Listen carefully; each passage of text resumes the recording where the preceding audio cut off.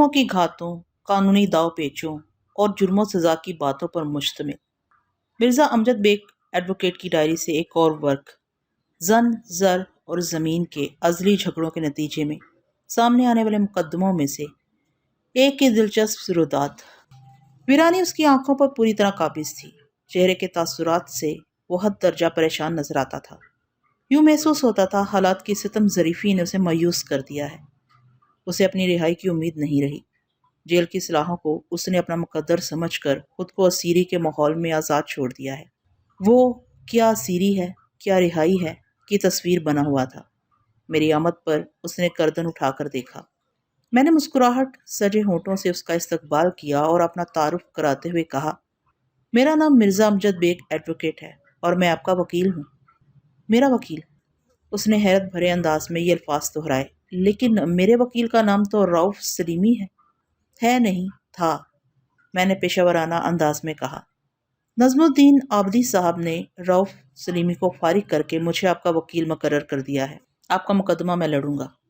Salimi साहब को फारिग करके नजमुद्दीन साहब ने हासा नेक काम किया है। वो पुरसोच अंदाज में बोला। ये मुकदमा सलीमी साहब के बस का था भी नहीं। अगर वो किसी काबिल होते तो मैं इस वक्त जेल की सलाहों के पीछे बंद ना होता, बल्कि जमानत पर आज़ाद फिजा में सांस ले रहा होता। मगर वो यकबयक कुछ इस अंदाज में मुतवक्किफ हुआ जैसे उसे कोई नहायत ही अहम बात याद आ गई हो। फिर टटोलती हुई नज़र से मेरे चेहरे का जायजा लेते हुए बोला। उसके अल्फाज की ज़बान में बड़ा तशवीशनाक इस्तफसार था। मगर ये नजमुद्दीन आबदी साहब कौन हैं? मेरा ख्याल था वो आबदी साहब को जानता होगा, लेकिन उसने मेरे ख्याल के बरअक्स रद्दमल दिया तो मैंने उसे उसके नाम से मुखातिब करते हुए कहा, नफीस साहब, नजमुद्दीन आबदी आपकी बेगम के जानने वाले कोई बासर शख्स हैं। मुआशरे में आबदी साहब का बड़ा नाम और मुकाम है। उनके बारे में तफसील आप अपनी बीवी से पूछ सकते हैं। ठीक है, वो मानी खेज अंदाज में सर हिलाते हुए बोला। मैं शाजिया से इस बारे में ज़रूर पूछूंगा। मैं फ़ौरन मतलब की बात पर आ गया, क्योंकि हमारी ये मुलाकात जेल में हो रही थी और जाहिर है मेरे पास इस मुलाकात के लिए वक्त का एक मखसूस कोटा था, जिसके अंदर मुझे नफीस से तमाम ज़रूरी बातें पूछना थी। मैंने मुख्तसर अल्फाज का इस्तेमाल करते हुए सरसरी लहजे में कहा, नफीस साहब, मैंने इस मुकदमे के हवाले से बहुत सारी मालूमात हासिल कर ली हैं, लेकिन बराह रास्त आपसे पूछना भी ज़रूरी है। आप जुडिशल रिमांड पर इस वक्त जेल कस्टडी में हैं। आप पर इल्ज़ाम है कि आपने मैडम आलम आरा को कत्ल किया है और इसके पास मौजूद नकदी और ज्वेलरी उड़ाकर चाय वकुआ से फरार हो गए थे। बदज़ां पुलिस ने एजीएम की निशानदेही और ताउन पर आपको हैदराबाद से गिरफ्तार कर लिया था। आप मुझे बताएं, वकुआ के रोज़ क्या हालात पेश आए थे? नफीस अहमद एक एडवर्टाइजिंग एजेंसी में कॉपी राइटर की हैसियत से काम करता था। मज़कूरा कंपनी का नाम एरो एडवर्टाइजर्स था, जिसकी मालिक एक खूबसूरत औरत आलम आरा थी। नफीस पर इसी मैडम आलम आरा के कत्ल का इल्ज़ाम था। वो चंद लम्हात तक सोचती हुई नज़र से मुझे देखता रहा, फिर ठहरे हुए लहजे में बताने लगा। वकील साहब, आपको शायद मालूम ना हो, मैडम बहुत ही हसीन औरत थी। ऑफिस वाले और ऑफिस से बाहर के लोग इसकी शख्सियत से मुतासिर थे और बाज़ लोग इसकी ज़ात के हवाले से इनकशाफ अंगेज़ कहानियाँ भी सुनाते थे। आप मेरा मतलब समझ रहे हैं ना? उसने सफसारिया नज़र से मुझे देखा तो मैंने बड़ी रसान से इस बात में सर हिलाते हुए कहा, मैंने उसे देखा तो नहीं, अलबत्ता उसके हुस्न खूबसूरती के कई किस्से सुन लिए हैं। वो तमाम तर हुस्न और दिलकशी के साथ साथ कंजूस और सख्त गिर भी थी। वो बताने लगा, लेकिन ये कंजूसी और सख्त गिरी सबके लिए नहीं थी। अपनी ख्वाहिशात पूरी करने के लिए उसका हाथ कभी नहीं रुकता था, या फिर वो जिस पर मेहरबान हो जाती उसे नवाजने में किसी बुखल से काम नहीं लेती थी। मैंने सुना है अपनी पसंद और ज़रूरत के मामलात में वो हर हद फलांगने को तैयार रहती थी। उसने लम्हे भर को रुक कर ऐसे अंदाज में मुझे देखा जैसे चेक कर रहा हो कि मैं संजीदगी से इसकी बात सुन भी रहा हूँ या नहीं। उसके खामोश इस्तफसार के जवाब में मैंने मानी खेज अंदाज में सर को इस बाती जुम्बश दी तो वो आगे बढ़ा। एक गहरी सांस खारिज करने के बाद बताने लगा, वकुआ के रोज़ छुट्टी से थोड़ी देर कबल उसने मुझे अपने कमरे में बुलाया। मैं वहां पहुंचा तो उसने बैठने का इशारा किया। मैं खामोशी से कुर्सी खींच कर इसके सामने बैठ गया। उसने गहरी नज़र से मेरा जायजा लिया और बोली, हाँ नफीस, तुम मुझसे मिलना चाहते थे। ये सच है कि मैंने 2 रोज़ कबल मैडम के पास एक पर्ची भिजवाई थी कि मैं इससे मिलना चाहता हूँ। जब ये 2 दिन गुजर गए और उसने मुझे अपने पास नहीं बुलाया तो मैं एक तरह से मायूस ही हो गया था। मैं जिस काम की गरज से आलम आरा से मिलना चाहता था وہ کام میں نے ایک اور ذریعے سے کر لیا تھا۔ میں نے اس کے سوال کے جواب میں کہا، ہاں میڈم، وہ آپ سے ایک چھوٹا سا کام تھا۔ میں نے یہ بتانا اسے ضروری نہیں سمجھا کہ اس کی جانب سے مایوس ہونے کے بعد میں نے اپنی وہ ضرورت کسی اور انداز میں پوری کر لی ہے۔ اس بدپوشی کی دو وجوہات تھیں۔ نمبر ایک، اگر وہ میری ضرورت کا سن کر اب بھی کام کر دیتی تو میں انکار نہ کرتا۔ نمبر دو، میں اچھا خاصا کنفیوز ہو گیا تھا۔ میڈم کے رویے میں وہ مالک اور ملازم والا مخصوص رنگ مجھے کہیں دکھائی نہیں دے رہا تھا۔ اس دوران وہ یک ٹک بڑی منی خیز نظر سے مجھے دیکھے جا رہی تھی، جیسے میں اس کی کمپنی میں کام کرنے والا کوئی ملازم نہ ہوں بلکہ میرا شمار اس کے قریبی بے تکلف دوستوں میں ہوتا ہو۔ میرے جھجکتے اور متذبذب انداز کو دیکھ کر اس نے دوستانہ لہجے میں کہا، بتاؤ نفیس، تمہیں مجھ سے کیا چاہیے؟ مانگو۔ میں نے نگاہ اٹھا کر اس کی آنکھوں میں دیکھا تو میرا دماغ چکرا کر رہ گیا۔ اس کی آنکھوں میں چمکنے والے تاثرات کسی بڑی غلط فہمی کی راہ ہموار کرنے میں حد سے بزید نظر آتے تھے۔ یہ پہلا موقع تھا کہ وہ مجھے بے تکلفی سے نفیس کہہ کر مخاطب کر رہی تھی، ورنہ اس سے بیشتر اس نے ہمیشہ مجھے نفیس صاحب یا مسٹر نفیس ہی کہا تھا۔ اس کے جملے کا آخری حصہ صرف ایک لفظ پر مشتمل تھا، مانگو، اور یہ میرے لیے بڑا مشکل کام تھا۔ مانگنے والے معاملات میں زبان مشکل ہی سے میرا ساتھ دیا کرتی تھی۔ یوں محسوس ہوتا تھا کسی نے اسے تالو سے چپکا دیا ہو۔ پھر اس وقت وہ اپنے مخصوص میڈم والے رنگ میں بھی نہیں تھی۔ اگر ہمیشہ کی طرح ان لمحات میں بھی وہ اپنے تہمکانہ مالکانہ مزاج کے ساتھ بات کر رہی ہوتی تو مجھے اپنی ضرورت بیان کرنے میں اتنی دقت پیش نہ آتی۔ اس پر متضاد وہ تمام تر سنسنی خیز، تجسس آمیز اور حرارت انگیز کہانیاں تھیں جو اس کی ذات کے حوالے سے میں نے گاہے بگاہے سن رکھی تھیں۔ نفیس، اس کی ٹھہری ہوئی آواز میری سماعت سے ٹکرائی، تم خاموش کیوں ہو؟ مانگو، کیا چاہیے مجھ سے؟ اس کے جارحانہ تیور دیکھ کر میں نے فوری فیصلہ کیا کہ اپنی اس ضرورت کا ہرگز میڈم سے ذکر نہیں کروں گا، جس کے لیے 2 روز قبل میں اسے ملنا چاہتا تھا۔ میں نے اس کے استفسار کے جواب میں سادگی سے کہہ دیا، رہنے دے میڈم۔ کمال ہے، وہ تیز معنی خیز نظر سے مجھے دیکھنے لگی۔ میں تو ہرگز نہیں رہنے دوں گی، میں نے جان چھڑانے کی غرض سے کہہ دیا۔ آپ کی دعا سے اللہ نے مجھے سب کچھ دے رکھا ہے۔ ظاہر ہے جس کے پاس جو کچھ بھی ہے وہ اللہ ہی نے دے رکھا ہے۔ وہ زیر لب مسکراتے ہوئے بولی، لیکن اللہ خود آ کر کسی کے ہاتھ میں نہیں دیتا، بلکہ ایک بندے کے ذریعے دوسرے بندے تک پہنچاتا ہے۔ جیسے تم مجھ سے کچھ لینا چاہتے ہو اور میں تمہیں کچھ دینا چاہتی ہوں۔ وہ اتنے معنی خیز اور دوران خون کو بڑھا دینے والے انداز میں گفتگو کر رہی تھی کہ میں نے 2 ٹوک لہجے میں کہہ دیا، مجھے کچھ بھی نہیں چاہیے میڈم۔ پھر تم مجھ سے ملنا کیوں چاہتے تھے؟ اس نے گھور کر حیرت بھری نظر سے مجھے دیکھا۔ مجھے کچھ پیسوں کی ضرورت تھی، میں نے مضبوط لہجے میں کہا۔ تمہیں کتنے پیسے چاہیے؟ وہ میری بات کاٹتے ہوئے بولی، 2 روز پہلے چاہیے تھے، میں نے کہیں اور سے بندوبست کر لیا ہے۔ میں اس دوران انتظار کرتا رہا اور آپ نے مجھے اپنے پاس بلایا ہی نہیں۔ کہیں اور سے بندوبست کیا ہے تو ظاہر ہے قرض ہی لیا ہوگا، اس نے ٹھوس لہجے میں کہا۔ مجھ سے لے کر اسے دے دینا۔ بتاؤ تم نے کتنا قرض اٹھایا ہے؟ اس سے پہلے کہ میں جواب میں کچھ کہتا دروازے پر دستک ہوئی۔ میں سمجھ گیا، وہ دستک جنرل مینیجر کے ہاتھ کی پست کا کرشمہ تھا۔ وہ میڈم کے کمرے میں داخلے سے قبل اسی مخصوص انداز میں دستک دیتا تھا اور چند سیکنڈ کے بعد دھیرے سے دروازہ کھول کر اندر آ جایا کرتا تھا۔ میں 2-3 مرتبہ پہلے بھی اس مشاہداتی تجربے سے گزر چکا تھا۔ دستک کی آواز پر میڈم عالم آرا نے چونک کر دروازے کی طرف دیکھا۔ اگلے ہی لمحے جی ایم بآہستگی کمرے میں داخل ہوا اور میڈم کی سوالیہ نظروں کے جواب میں اس نے کہا، وہ زبیری صاحب کا فون ہے، انہیں کیا کہوں؟ میڈم نے تعامل کرتے ہوئے کہا، ان سے کہیں میں چند منٹ بعد انہیں کال کرتی ہوں۔ جی ایم اوکے میڈم کہتا ہوا کمرے سے نکل گیا۔ میڈم میری طرف دیکھتے ہوئے گہری سنجیدگی سے بولی، ٹھیک ہے مسٹر نفیس۔ اس کا انداز یکلخت بدل گیا تھا۔ کل تو ہفتہ وار چھٹی ہے، آپ کے مسئلے پر ہم اتوار کو بات کریں گے۔ ٹھیک ہے کا سیدھا سیدھا مطلب یہی تھا کہ اب مجھے وہاں سے اٹھ جانا چاہیے۔ نفیس نے میری طرف دیکھتے ہوئے کہا، اور اب یقین جانے وکیل صاحب، میں اسی وقت میڈم کا شکریہ ادا کرتے ہوئے کمرے سے نکل گیا تھا۔ وہ خاموش ہوا تو میں نے کہا، اس بات کی آپ نے کہیں وضاحت نہیں کی کہ آپ کو مقتول عالم آرا سے کس مقصد کے لیے قرض چاہیے تھا اور کتنا؟ اس نے گہری سانس خارج کی اور جواب میں بتایا، وکیل صاحب، آج کل بچوں کی چھٹیاں چل رہی ہیں، میں تو کراچی ہی کا باسی ہوں، مگر میری بیوی کا تعلق حیدرآباد سے ہے، یعنی میری سسرال حیدرآباد میں ہے۔ ویسے تو اکثر و بیشتر ہمارا حیدرآباد جانا ہوتا ہی ہے، لیکن گرمیوں اور سردیوں کی چھٹیوں میں میری بیوی باقاعدہ رہنے کے لیے اپنے مائکے جاتی ہے اور 15-20 دن یا مہینہ بھر وہاں گزار کر آتی ہے۔ 15 جولائی کی شام میں مجھے اپنی بیوی کو حیدرآباد چھوڑنے جانا تھا اور پروگرام کے مطابق میں گیا بھی۔ یہ الگ بات ہے کہ میری نارمل واپسی سے پہلے ہی پولیس والے میری سسرال پہنچ گئے اور اپنے ساتھ لے کر واپس آ گئے۔ جہاں تک میڈم سے قرض لینے کا تعلق ہے، لمحے بھر کو متوقف ہوا، ایک بوجھل سانس خارج کی اور اپنی بات کو مکمل کرتے ہوئے بولا، حیدرآباد میں میری بیوی کے رشتہ داروں میں کسی قریبی شخص کی شادی ہونے والی تھی۔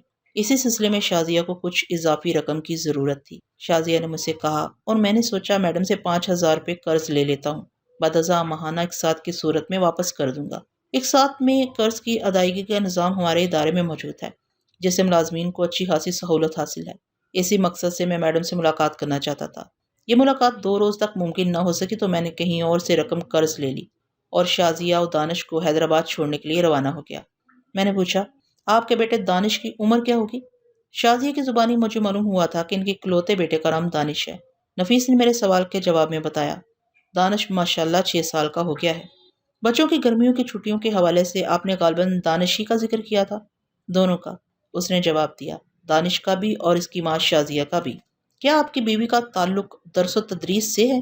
جی ہاں، اس نے اس بات میں سر ہلایا اور بتایا، شازیہ ایک گورنمنٹ سیکنڈری اسکول میں ٹیچر ہے۔ یہ کام وہ شادی سے پہلے سے کر رہی ہے۔ شادی کے بعد بس اتنا فرق پڑا ہے کہ میں نے 100 جتن اور 1000 کوشش کر کے حیدرآباد سے اس کا کراچی تبادلہ کروا لیا ہے۔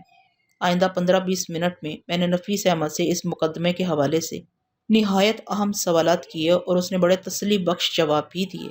وہ اس میں بامسمہ اور معقول انسان تھا۔ نفیس سے حاصل ہونے والی تخیر خیز معلومات کی تفصیل میں آپ کی خدمت میں پیش نہیں کروں گا، بلکہ عدالتی کارروائی کے دوران میں مناسب مواقع پر ان نکات کو اجاگر کرتا رہوں گا۔ اس طرح آپ طولانی تفصیلات پڑھنے سے بھی بچ جائیں گے اور کہانی کے تجسس میں بھی کئی گنا اضافہ ہو جائے گا۔ میں نے اس روز وکالت نامے کے علاوہ چند دیگر اہم کاغذات پر نفیس احمد کاپی رائٹر کے دستخط کرائے اور وہاں سے واپس آ گیا۔ جب میں رخصت ہو رہا تھا تو میں نے نفیس کے چہرے کے تاثرات میں نمایاں تبدیلی دیکھی۔ اب وہاں پر ویرانی، مایوسی اور پریشانی کی بجائے مجھے اطمینان اور سکون نظر آ رہا تھا۔ یہ ایک تسلی بخش اور خوش آئند تبدیلی تھی۔ اگلی پیشی میں ابھی چند روز باقی تھے۔ اس دوران میں نے نہایت دوڑ دھوپ اور کوشش کر کے کیس کے حوالے سے بہت ہی اہم معلومات اکٹھا کر لیں۔ اس سلسلے میں ملزم نفیس احمد کے حیدرآبادی برادر نسبتی وقار حسین نے میری بہت مدد کی۔ وقار حسین کی حیدرآباد میں ایک ویڈیو شاپ تھی۔ اس زمانے میں شادی بیاہ اور دیگر تقریبات کے موقع پر مووی بنوانے کا رواج عام نہیں ہوا تھا، اور ویڈیو شاپ کا 90% یہی مطلب لیا جاتا تھا کہ وہاں سے ویڈیو کیسٹس اور VCR ٹی وی وغیرہ کرائے پر ملتے ہوں گے۔ وقار کی دکان میں درجنوں ویڈیو کیسٹس کے علاوہ 3 ٹی وی سیٹ اور 5 VCR موجود تھے۔ یہ ایک چلتی ہوئی ویڈیو شاپ تھی جہاں وہ اپنے چھوٹے بھائی انتظار حسین کی مدد سے کاروبار سنبھالے ہوئے تھا۔ لیکن جب سے یہ مقدمہ میرے ہاتھ میں آیا تھا، وقار حسین نے مستقل کراچی میں ڈیرا ڈال لیا تھا۔ حیدرآباد والے کاروبار کو انتظار حسین دیکھ رہا تھا۔ ان دونوں بھائیوں کے علاوہ ایک ملازم بھی دکان میں کام کرتا تھا۔ وقار حسین ایک چلتا پرزا قسم کا شخص تھا۔ اسے کراچی کے بارے میں بھی گہری واقفیت حاصل تھی، اس لیے اسے کام لینے میں مجھے بہت آسانی رہی۔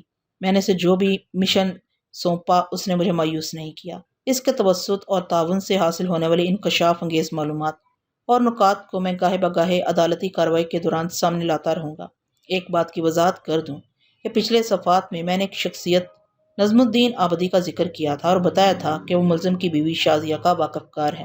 بات دراصل یہ ہے کہ اپنے بہنوئی کے سلسلے میں وقار نے حیدرآباد کی ایک معروف شخصیت مظہر حسین سے رابطہ کیا تھا، جس سے اس کے اچھے مراسم تھے۔ مظہر حسین نے وقار کو نظم الدین آبدی کے پاس کراچی بھیج دیا۔ آبدی اور مظہر میں دوستانہ تعلقات تھے۔ اس طرح آبدی صاحب نے مجھ سے رابطہ کر کے اور رؤف سلیمی کو ہٹا کر مجھے نفیس احمد کا وکیل مقرر کر دیا تھا۔ اس ساری نقل و حرکت پر اگر غور کیا جاتا تو نظم الدین آبدی اور ملزم کی بیگم کا ایک براہ راست تعلق سامنے آتا تھا۔ آگے بڑھنے سے پہلے پوسٹ مارٹم اور فنگر پرنٹس وغیرہ کا تذکرہ بھی ضروری ہے۔ پوسٹ مارٹم رپورٹ کے مطابق مقتول عالم آرا کی موت 15 جولائی کی شام 6 اور 7 بجے کے درمیان اس کے دفتر میں واقع ہوئی تھی۔ موت کا واحد اور یقینی سبب کاغذ کاٹنے والی چھری تھی، جو مقتول کے سینے میں دستے تک پیوست پائی گئی تھی۔ اس پیپر نائف یعنی کاغذ کاٹنے والی چھری نے مقتول کے دل کو چیر ڈالا تھا اور وہیں اپنی کرسی پر بیٹھے بیٹھے موت کے منہ میں چلی گئی تھی۔ مقتول کے کمرے میں 2-3 غیر اہم مقامات اور ایک اہم شے پر ملزم کی انگلیوں کے نشانات پائے گئے تھے۔ غیر اہم مقامات میں داخلی دروازے کا ہینڈل، کرسی کے ہتھے اور میز کا وہ کنارہ شامل تھا جس طرح وقوع کے روز ملزم کو میڈم عالم آرا کے سامنے بیٹھنے کا اتفاق ہوا تھا، اور اہم شے اس پیپر نائف کا دستہ تھا جو اس مقدمے میں آلہ قتل کی حیثیت رکھتا تھا۔ آلہ قتل پر ملزم کے انگلیوں کے نشانات کا پایا جانا تشویشناک اور غور طلب پہلو تھا۔ اسی مضبوط بنا پر استغاثہ ملزم کو بکری بنا کر اسے شیر کی نظر سے دیکھ رہا تھا۔ مقتول عالم آرا اپنی ضعیف والدہ کے ساتھ ڈیفنس سوسائٹی میں رہائش پذیر تھی اپنی موت سے پہلے تک۔ کچھ عرصہ قبل مقتول نے صفدر عباس نامی ایک بزنس مین سے شادی کی تھی۔ یہ شادی لگ بھگ 3 سال چلی۔ اس کے بعد باہمی رنجش اور چپکلش کے نتیجے میں مقتول نے شوہر سے خلا لے لی تھی۔ صفدر عباس سے ناطا ٹوٹنے کے بعد تھوڑے دن ہی گزرے تھے کہ مقتول نے ایک بوڑھے بیوروکریٹ سے شادی کر لی۔ اس کی دوسری شادی صرف 2 ماہ چلی، پھر دونوں کے راستے جدا ہو گئے۔ دوسری شادی کی ناکامی پر مقتول نے زندگی بھر شادی نہ کرنے کا فیصلہ کر لیا، حالانکہ اس کی جسمانی شادابی اور حسن و خوبصورتی ایسی تھی کہ اس کے لیے اچھے اور معیاری رشتوں کی کوئی کمی نہیں رہی تھی۔ موت کے وقت وہ 42 سال کی تھی، لیکن کہیں سے بھی 30 سال سے زیادہ کی نظر نہیں آتی تھی۔ مگر اٹل فیصلہ کرنے کے بعد وہ 1 انچ ادھر ادھر نہیں ہٹی۔ شادی ایسے جھنجٹ کا خیال ذہن سے نکال کر اس نے پوری توجہ کاروبار پر مرکوز کر دی، جس کے نتیجے میں اس کی ایڈورٹائزنگ ایجنسی دن دوگنی اور رات چوگنی ترقی کرتی چلی گئی۔ اور جب اس کا کاروبار عروج پر تھا تو اچانک اس کی زندگی نے دھوکہ دے دیا۔ 15 جولائی کی شام وہ اپنے دفتر میں کرسی پر مردہ پائی گئی تھی۔ زندگی بڑی رنگین شے ہے، مگر اس کی بے وفائی انتہائی سنگین۔ یہ کیس جب میرے ہاتھ میں آیا تو اس وقت تک اس پر کوئی قابل ذکر کارروائی نہیں ہوئی تھی۔ جج نے وکیل صفائی رؤف سلیمی کی دائر کردہ ملزم کی درخواست ضمانت کو رد کرتے ہوئے اسے جوڈیشل ریمانڈ پر جیل بھیج دیا تھا۔ پولیس کی تفتیش کے نتیجے میں عدالت میں جو استغاثہ دائر کیا گیا، مختصراً اس کے بارے میں بھی بتاتا چلوں تاکہ عدالتی کارروائی کے دوران میں آپ کا ذہن کسی الجھن کا شکار نہ ہو۔ واقعات اور استغاثہ کی رپورٹ کے مطابق ملزم نفیس احمد پکوا کی شام میں مقتول کے بلانے پر اس کے کمرے میں گیا۔ اس نے وہاں کم از کم آدھا گھنٹہ گزارا۔ ملزم اور مقتول کے درمیان کیا باتیں ہوئیں یہ کسی کو پتہ نہیں۔ اس سلسلے میں پولیس نے جو بیان دیا اس پر یقین نہیں کیا گیا۔ ملزم جب مقتول کے کمرے سے نکلنے کے بعد اپنے گھر روانہ ہوا تو مقتول کے ایک ملاقاتی فہیم زبیری کو اس کے کمرے میں جانے کا اتفاق ہوا، اور اسی وقت یہ سنسنی خیز انکشاف ہوا کہ مقتول عالم آرا اپنی کرسی پر مردہ حالت میں پڑی ہے۔ فہیم زبیری گھبرا کر باہر نکلا اور اس غیر متوقع سنگین صورتحال سے جی ایم اظہر ندیم کو آگاہ کیا۔ اظہر ندیم نے بھی کمرے میں آ کر جائے وقوع اور مقتول کا جائزہ لیا، پھر ہنگامی انداز میں پولیس اسٹیشن فون کیا اور اس کے تھوڑی دیر بعد مقتول کی ضعیف والدہ جہاں آرا بیگم کو اس سانحے سے آگاہ کر دیا۔ اس دوران میں اور پولیس کی آمد کے بعد تک فہیم زبیری جائے وقوع پر موجود رہا اور اس نے اپنا حلفیہ بیان بھی ریکارڈ کرایا۔ پولیس کی کڑی پوچھ گچھ کے نتیجے میں جنرل مینیجر اظہر ندیم نے بتایا کہ فہیم زبیری سے تھوڑی دیر قبل ملزم مقتول کے کمرے میں لگ بھگ آدھا گھنٹہ گزار کر گیا، اور اس دوران میں کوئی اور شخص نہ تو کمرے میں داخل ہوا تھا اور نہ ہی مقتول نے باہر قدم نکالا تھا، حتیٰ کہ اس کے اور مقتول کے درمیان بھی کوئی بات نہیں ہوتی تھی۔ پولیس کے لیے یہ کلو بڑی اہمیت کا حامل تھا۔ چنانچہ جی ایم کی نشاندہی اور تعاون پر پولیس ملزم کے گھر واقع سمن آباد پہنچ گئی۔ ملزم کے گھر پر موجود تالے کو دیکھ کر انہوں نے آس پڑوس سے اس کے بارے میں پوچھ گچھ کی۔ ملزم کے پڑوسی کفیل احمد نے پولیس والوں کو بتایا کہ وہ لوگ حیدرآباد چلے گئے تھے۔ اسی پڑوسی نے اپنی بیوی نگہت سے پوچھ کر پولیس والوں کو ملزم کے سسرال کا پتہ بھی بتا دیا۔ نگہت شازیہ کی پڑوسن بھی تھی اور گہری دوست بھی۔ اسے اس بات کی پوری آگاہی تھی کہ شازیہ وہاں کسی شادی میں شرکت کرنے جا رہی ہے اور مہینہ بھر رہ کر آئے گی۔ پولیس کے لیے بہت آسانی ہو گئی۔ ایک ہدف ہاتھ آ جانے کے بعد انہوں نے فوراً حیدرآباد کا رخ کیا اور رات گئے ملزم کو گرفتار کر کے اپنے ساتھ کراچی لے آئے۔ پولیس نے اس مقدمے کے سلسلے میں بڑی مستعدی اور تیز رفتاری کا مظاہرہ کیا تھا۔ جب ملزم کے فنگر پرنٹس حاصل کیے گئے تو وہ آلۂ قتل پر پائے جانے والے انگلیوں کے نشانات سے میچ کر گئے۔ پولیس کی نظر میں ملزم کے مجرم ہونے کے لیے انگلیوں کے نشانات کی میچنگ ہی کافی تھی۔ علاوہ دفتری حالات و واقعات بھی بڑی حد تک اس کے خلاف ہی تھے۔ چنانچہ ریمانڈ کی مدت پوری ہونے کے بعد پولیس نے خاصی بھاری قسم کے چالان کے ساتھ اسے حوالہ عدالت کر دیا تھا۔ مزید تفصیلات کے مطابق مقتول کی جیولری اور نقدی رقم بھی جائے وقوع سے غائب پائی گئی تھی۔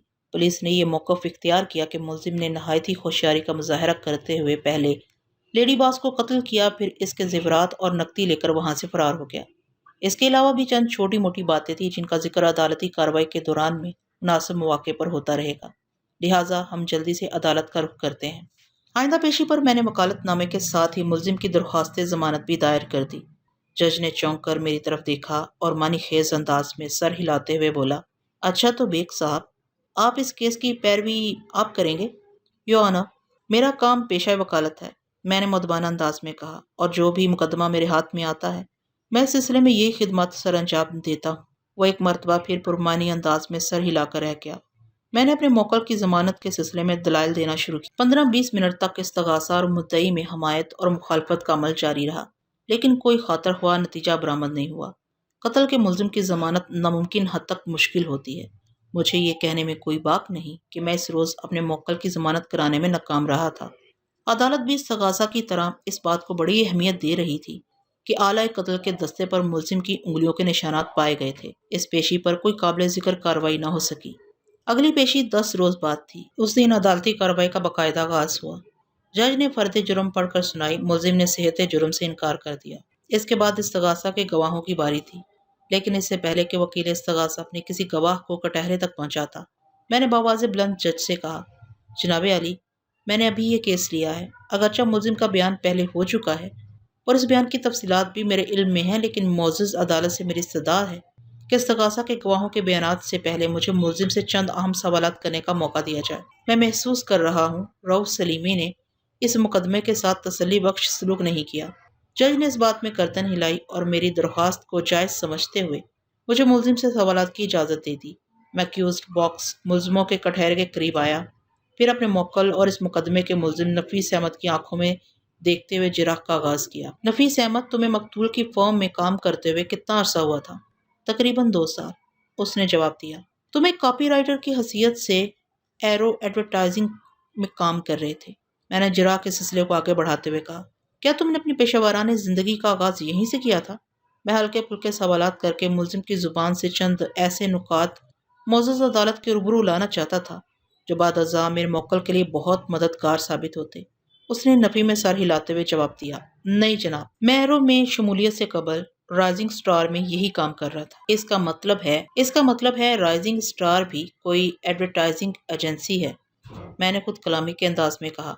پھر کٹہرے میں کھڑے ملزم سے پوچھا، رائزنگ سٹار چھوڑنے کی کوئی خاص وجہ تھی؟ رائزنگ سٹار والے مجھے بہت کم تنخواہ دے رہے تھے، ملزم نے جواب دیا، اور تنخواہ بڑھنے کے دور دور تک کوئی امکانات نظر نہیں آتے تھے۔ ایجنسی کے مالک کی کنجوسی پورے فیلڈ میں مشہور ہے۔ پھر اس ایجنسی کا دفتر کھارا در کے گنجان آباد علاقے میں تھا، جو میری رہائش گاہ سے خاصے پیچیدہ روٹ پر واقع تھا، جبکہ ایرو کا دفتر PECH سوسائٹی کے کمرشل ایریا میں ہے، جہاں آمد و رفت کے لیے مجھے بڑی آسانی ہو گئی تھی۔ ٹھیک ہے، میں نے تائیدی انداز میں کہا، کیا تم معزز عدالت کو بتاؤ گے کہ رائزنگ سٹار میں تمہیں کتنی تنخواہ مل رہی تھی اور ایرو کو تم نے کتنے پر جوائن کیا تھا؟ وہاں مجھے 2000 روپے تنخواہ ملتی تھی، ملزم نے ٹھہرے ہوئے لہجے میں جواب دیا، اور ایرو ایڈورٹائزنگ کو میں نے 2500 میں جوائن کیا تھا۔ گزشتہ 2 سال تک یہاں کام کرنے کے دوران میری تنخواہ میں 1000 روپے کا اضافہ ہوا ہے۔ جب میڈم کے قتل والا افسوسناک واقعہ پیش آیا، مجھے ایرو ایڈورٹائزنگ سے 3500 تنخواہ مل رہی تھی۔ یہ آج سے لگ بھگ 27 سال قبل کا واقعہ ہے۔ اس زمانے میں 3-3500 روپے بڑی ہینڈسم تنخواہ تصور کی جاتی تھی۔ آج کل تو کاپی رائٹرز اپنی قسمت اور صلاحیت کی بنیاد پر 20 سے 40 ہزار تک تنخواہ اٹھا رہے ہیں۔ میں نے سلسلہ سوالات کو آگے بڑھاتے ہوئے کہا، سننے میں آیا ہے کہ مقتول اپنے ملازموں کے لیے بہت اچھی تھی، ان کی ضروریات کا بڑا خیال رکھتی تھی، خصوصاً ایڈوانس وغیرہ کے حوالے سے۔ بنیادی طور پر تو میڈم ایک کنجوس عورت ہی تھی، اس نے بے سختہ کہا۔ اس کے ساتھ ہی وہ موڈی بھی تھی، جب دل چاہتا تو کسی پر مہربان ہو جاتی تھی۔ البتہ وہ سانس لینے کے لیے متوقف ہوا، پھر اپنی بات مکمل کرتے ہوئے بولا، البتہ جہاں تک ایڈوانس وغیرہ کا تعلق ہے، اس سلسلے میں شاید ہی اس نے کسی کو منع کیا ہو۔ ضرورت پڑنے پر وہ ملازم کو پیشگی رقم دے دیتی تھی، جو آسان اقساط کی صورت میں ہر ماہ کی تنخواہ سے کٹتی رہتی تھی۔ میڈم کی جانب سے اس سہولت سے انکار ممکن نہیں۔ وہ مقتول کے مہربان ہونے اور موڈی ہونے کے حوالے سے کسی خاص جانب اشارہ کرنا چاہتا تھا، لیکن میں مقتول کی زندگی کے اس گوشے کو مقدمے کا حصہ نہیں سمجھتا تھا، لہٰذا میں نے اس کی بات پر توجہ نہیں دی۔ میں نے پرسوچ انداز میں کہا، وقوعہ سے چند روز قبل تم بھی مقتول سے کچھ رقم پیشگی لینا چاہتے تھے؟ اس نے میرے سوال کے جواب میں وہ تفصیل بیان کی جس کے پیش نظر اسے مقتول سے 5000 روپے پیشگی لینے کی ضرورت پیش آئی تھی۔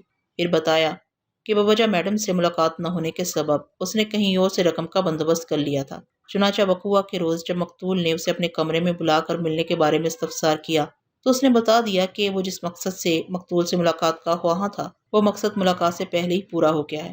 اس کے باوجود بھی مقتول نے تمہیں رقم کی پیشکش کی تھی؟ جی ہاں، پیشکش کی تھی، لیکن میں نے معذرت کر لی، اس نے جواب دیا۔ میں نے پوچھا، تم نے وقوعہ کے روز مقتول کے کمرے میں لگ بھگ کتنا وقت گزارا تھا؟ استغاثہ کے مطابق تم لگ بھگ آدھا گھنٹہ مقتول کے کمرے میں رہے تھے۔ مجھے اچھی طرح یاد ہے کہ میں اس روز چھٹی سے تھوڑی دیر پہلے یعنی 6:45 میڈم کے کمرے میں داخل ہوا تھا، وہ پروسوک لہجے میں بولا، اور 6:05 یا 6:10 پر میں وہاں سے نکل آیا تھا۔ ان 20-25 منٹ کو لگ بھگ آدھا گھنٹہ کہا جا سکتا ہے۔ مجھے پتا چلا ہے کہ ایرو ایڈورٹائزرز میں 11 بجے کام شروع ہوتا ہے اور شام میں ٹھیک 6 بجے چھٹی ہو جاتی ہے۔ میں نے اس کے چہرے پر نظر جماتے ہوئے کہا، بقوا کے روز جب تم مقتول کے کمرے سے نکل کر گھر کی جانب روانہ ہوئے تو اس وقت تک آفس کا سارا سٹاف جا چکا تھا یا ان میں سے کوئی وہاں موجود تھا؟ اس نے ایک لمحے سوچنے کے بعد جواب دیا، میں نے ایک کمرے میں جھانک کر تو نہیں دیکھا، لیکن میرا خیال ہے اس وقت تک سب لوگ جا چکے تھے سوائے جی ایم صاحب کے۔ تمہارا مطلب ہے اظہر ندیم کے سوا؟ جی ہاں، اظہر ندیم صاحب ہی ہمارے جنرل مینیجر ہیں۔ تم یہ کہنا چاہتے ہو کہ تم نے جی ایم کے کمرے میں جھانک کر دیکھا تھا؟ میں نے تو نہیں، بلکہ جی ایم نے میڈم کے کمرے میں جھانکا تھا، وہ پر اعتماد لہجے میں بولا۔ جبھی مجھے پتا چلا کہ وہ آفس میں موجود ہیں، اس کے 1 منٹ بعد ہی میں وہاں سے رخصت ہو گیا تھا۔ میں بڑی صفائی اور خوبصورتی سے سچویشن بنا رہا تھا، لیکن وکیل استغاثہ کو میری کارکردگی پسند نہ آئی۔ تھوڑی دیر تک وہ خاموشی سے برداشت کرتا رہا، پھر بولنے پر مجبور ہو گیا۔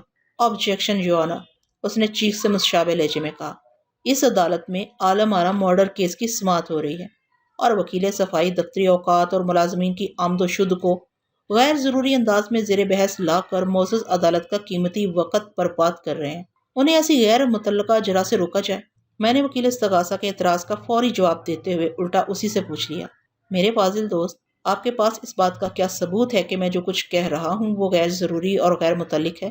جج کو فوراً احساس ہو گیا کہ ہماری باہمی بحث کوئی خطرناک رخ اختیار کر سکتی ہے، لہٰذا اس نے گھمبیر لہجے میں مجھ سے پوچھا، بیگ صاحب، آپ کے خیال میں ملزم سے پوچھے گئے یہ سوالات کسی حوالے سے اس کیس کے لیے اہمیت رکھتے ہیں؟ ایبسلیوٹلی یور آنر، میں یقین بھرے لہجے میں بولا، وقت آنے پر میں اس بات کو ثابت بھی کر سکتا ہوں۔ مسٹر بیگ، پلیز پروسیڈ، جج نے فیصلہ کن لہجے میں کہا۔ میں ملزم نفیس احمد کی جانب متوجہ ہو گیا۔ جب جی ایم اظہر ندیم نے مقتول کے کمرے میں جھانکا تو کیا اس وقت تم کمرے میں موجود؟ جی ہاں، میں وہیں پر بیٹھا ہوا تھا، اس نے جواب دیا۔ میں نے پوچھا، جی ایم محض جھانک کر واپس چلا گیا تھا یا اس نے مقتول سے کچھ کہا بھی تھا؟ جی ایم صاحب نے میڈم سے کہا تھا، زبیری صاحب کا فون ہے، انہیں کیا کہوں؟ مقتول نے جی ایم کو کیا جواب دیا تھا؟ میں نے استفسار کیا۔ میڈم نے کہا تھا زبیری صاحب سے کہہ دیں چند منٹ بعد وہ خود انہیں کال کریں گی، ملزم نے جواب دیا۔ تو کیا واقعی مقتول نے چند منٹ بعد زبیری صاحب کو فون کیا تھا؟ میں اس بارے میں کچھ نہیں جانتا، ملزم نے نفی میں سر ہلاتے ہوئے کہا، کیونکہ میڈم نے جی ایم کے کمرے سے نکلتے ہی مجھے فارغ کر دیا تھا اور میں دفتر سے نکل کر سیدھا اپنے گھر چلا گیا تھا، کیونکہ مجھے اپنی فیملی کو ساتھ لے کر حیدرآباد جانا تھا۔ وہاں سے میری واپسی اتوار کی رات کو ہوتی اور پیر کی صبح میں دفتر آ جاتا، لیکن پولیس نے لگ بھگ آدھی رات مجھے میری سسرال واقعہ حیدرآباد سے گرفتار کر لیا۔ میں نے پرمانی انداز میں سر ہلایا اور اگلا سوال کیا، ذرا سوچ کر بتاؤ، وقوع کے روز جب تم دفتر سے رخصت ہوئے تو اس وقت تک زبیری صاحب وہاں نہیں پہنچے تھے؟ جی ہاں، نہیں پہنچے تھے، وہ ٹھوس لہجے میں بولا۔ تم صرف مقتول اور جی ایم کو دفتر میں چھوڑ کر گئے تھے، اس نے اس بات میں جواب دیا۔ میں نے جرا کے سلسلے کو آگے بڑھاتے ہوئے سوال کیا، آلہ قتل یعنی پیپر نائف کے دستے پر تمہاری انگلیوں کے نشانات پائے گئے ہیں، جب تم نے اپنی میڈم کو قتل نہیں کیا اور انہیں زندہ سلامت دفتر میں چھوڑ کر گئے تھے، تو پھر آلہ قتل پر تمہاری انگلیوں کے نشانات کیا معنی رکھتے؟ میری جرا کے انداز سے جھلکتا تھا جیسے میں ڈیفینس کونسلر نہ ہوں بلکہ وکیل استغاثہ ہوں، لیکن میں نے سوالات کا یہ انداز دانستہ اور ایک خاص مقصد کے تحت اختیار کیا تھا، اور میرا موکل اس خاص مقصد کو بخوبی جانتا تھا۔ اس نے میری ہدایت اور وقت کی ضرورت کے تحت جواب دیا، وکیل صاحب، جو شے کسی شخص کے استعمال میں رہی ہو، اس پر مذکورہ شخص کی انگلیوں کے نشانات کا پایا جانا چنبے کی بات تو نہیں۔ میں نے میز پر رکھے ہوئے ایک سلوفین بیگ کو اٹھا لیا۔ اس بیگ میں آلہ قتل یعنی کاغذ کاٹنے والی چھری محفوظ تھی۔ سبز دستے والی اس چھری کے تیز دھار خطرناک پھل پر جمع ہوا خون بآسانی دیکھا جا سکتا ہے، تاہم اتنے دن گزرنے کے بعد خون کی رنگت سیاہی مائل ہو چکی تھی۔ میں نے مذکورہ سلوفین بیگ کو ملزم کی آنکھوں کے سامنے لہراتے ہوئے دریافت کیا، تمہارا مطلب ہے یہ پیپر نائف تمہارے استعمال میں رہا ہے؟ جی ہاں، میں اسی کی بات کر رہا ہوں، وہ غیر متزلزل لہجے میں بولا۔ میں نے مذاق کے رنگ میں کہا، بھائی تم اس خطرناک چیز سے کیا کرتے رہے ہو جو اس کے سبز دستے پر تمہارے فنگر پرنٹس ثبت ہیں؟ کہیں تم؟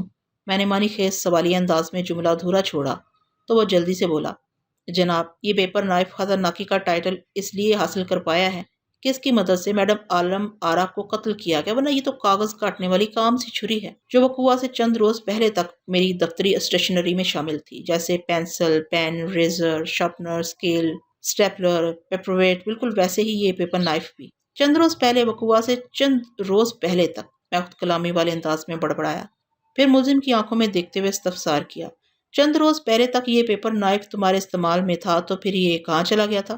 میں یہ تو نہیں بتا سکتا کہ یہ پیپر نائف کہاں غائب ہو گیا تھا، وہ ٹھہرے ہوئے لہجے میں بولا، البتہ ایسا ہے کہ میں نے اس کی گمشدگی کے بارے میں جی ایم صاحب کو بتا دیا تھا۔ انہوں نے برا سا منہ بنا کر مجھے اپنی چیزوں کو احتیاط سے سنبھال کر رکھنے کی تاکید کی اور ایک دوسرا پیپر نائف منگوا دیا۔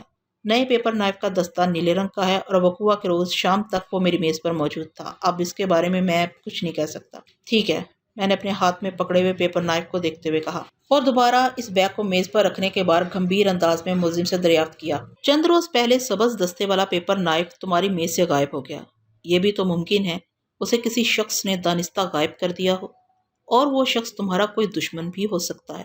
اس کی خواہش رہی ہو کہ تمہیں میڈم عالم آرا کے قتل کے جرم میں گرفتار کر لیا جائے۔ تم نے ان امکانات پر تو غور کیا ہوگا؟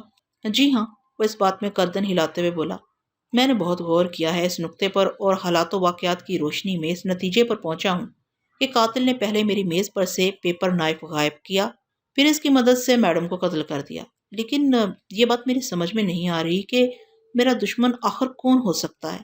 میرے تو سب کے سب اچھے دوست ہیں اور ان کے ساتھ دوستانہ تعلقات بھی اچھے ہیں۔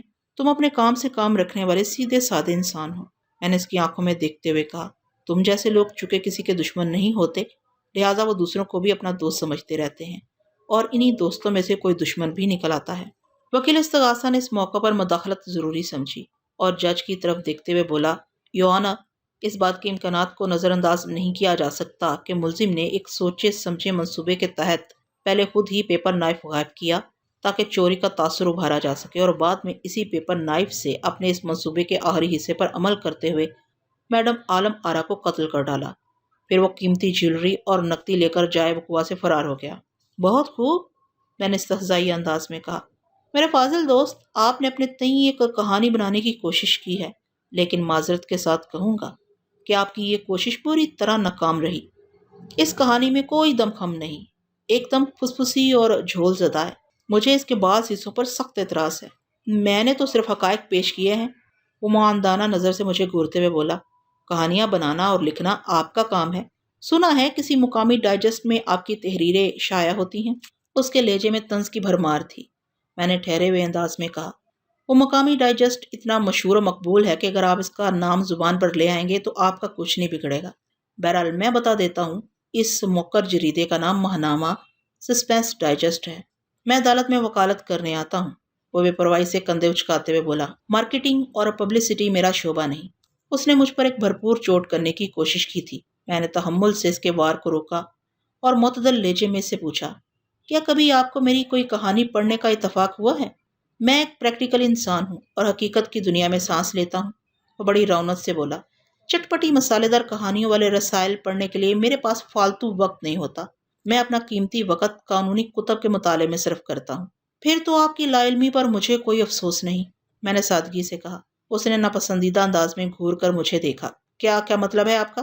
میں نے اپنے مطلب کی وضاحت میں کہا، میرے فاضل دوست، آپ نے آج تک چونکہ مذکورہ ڈائجسٹ میں میری کوئی کہانی پڑھی نہیں، اس لیے حقائق سے آپ لا علم ہیں۔ میں کوئی رائٹر نہیں ہوں۔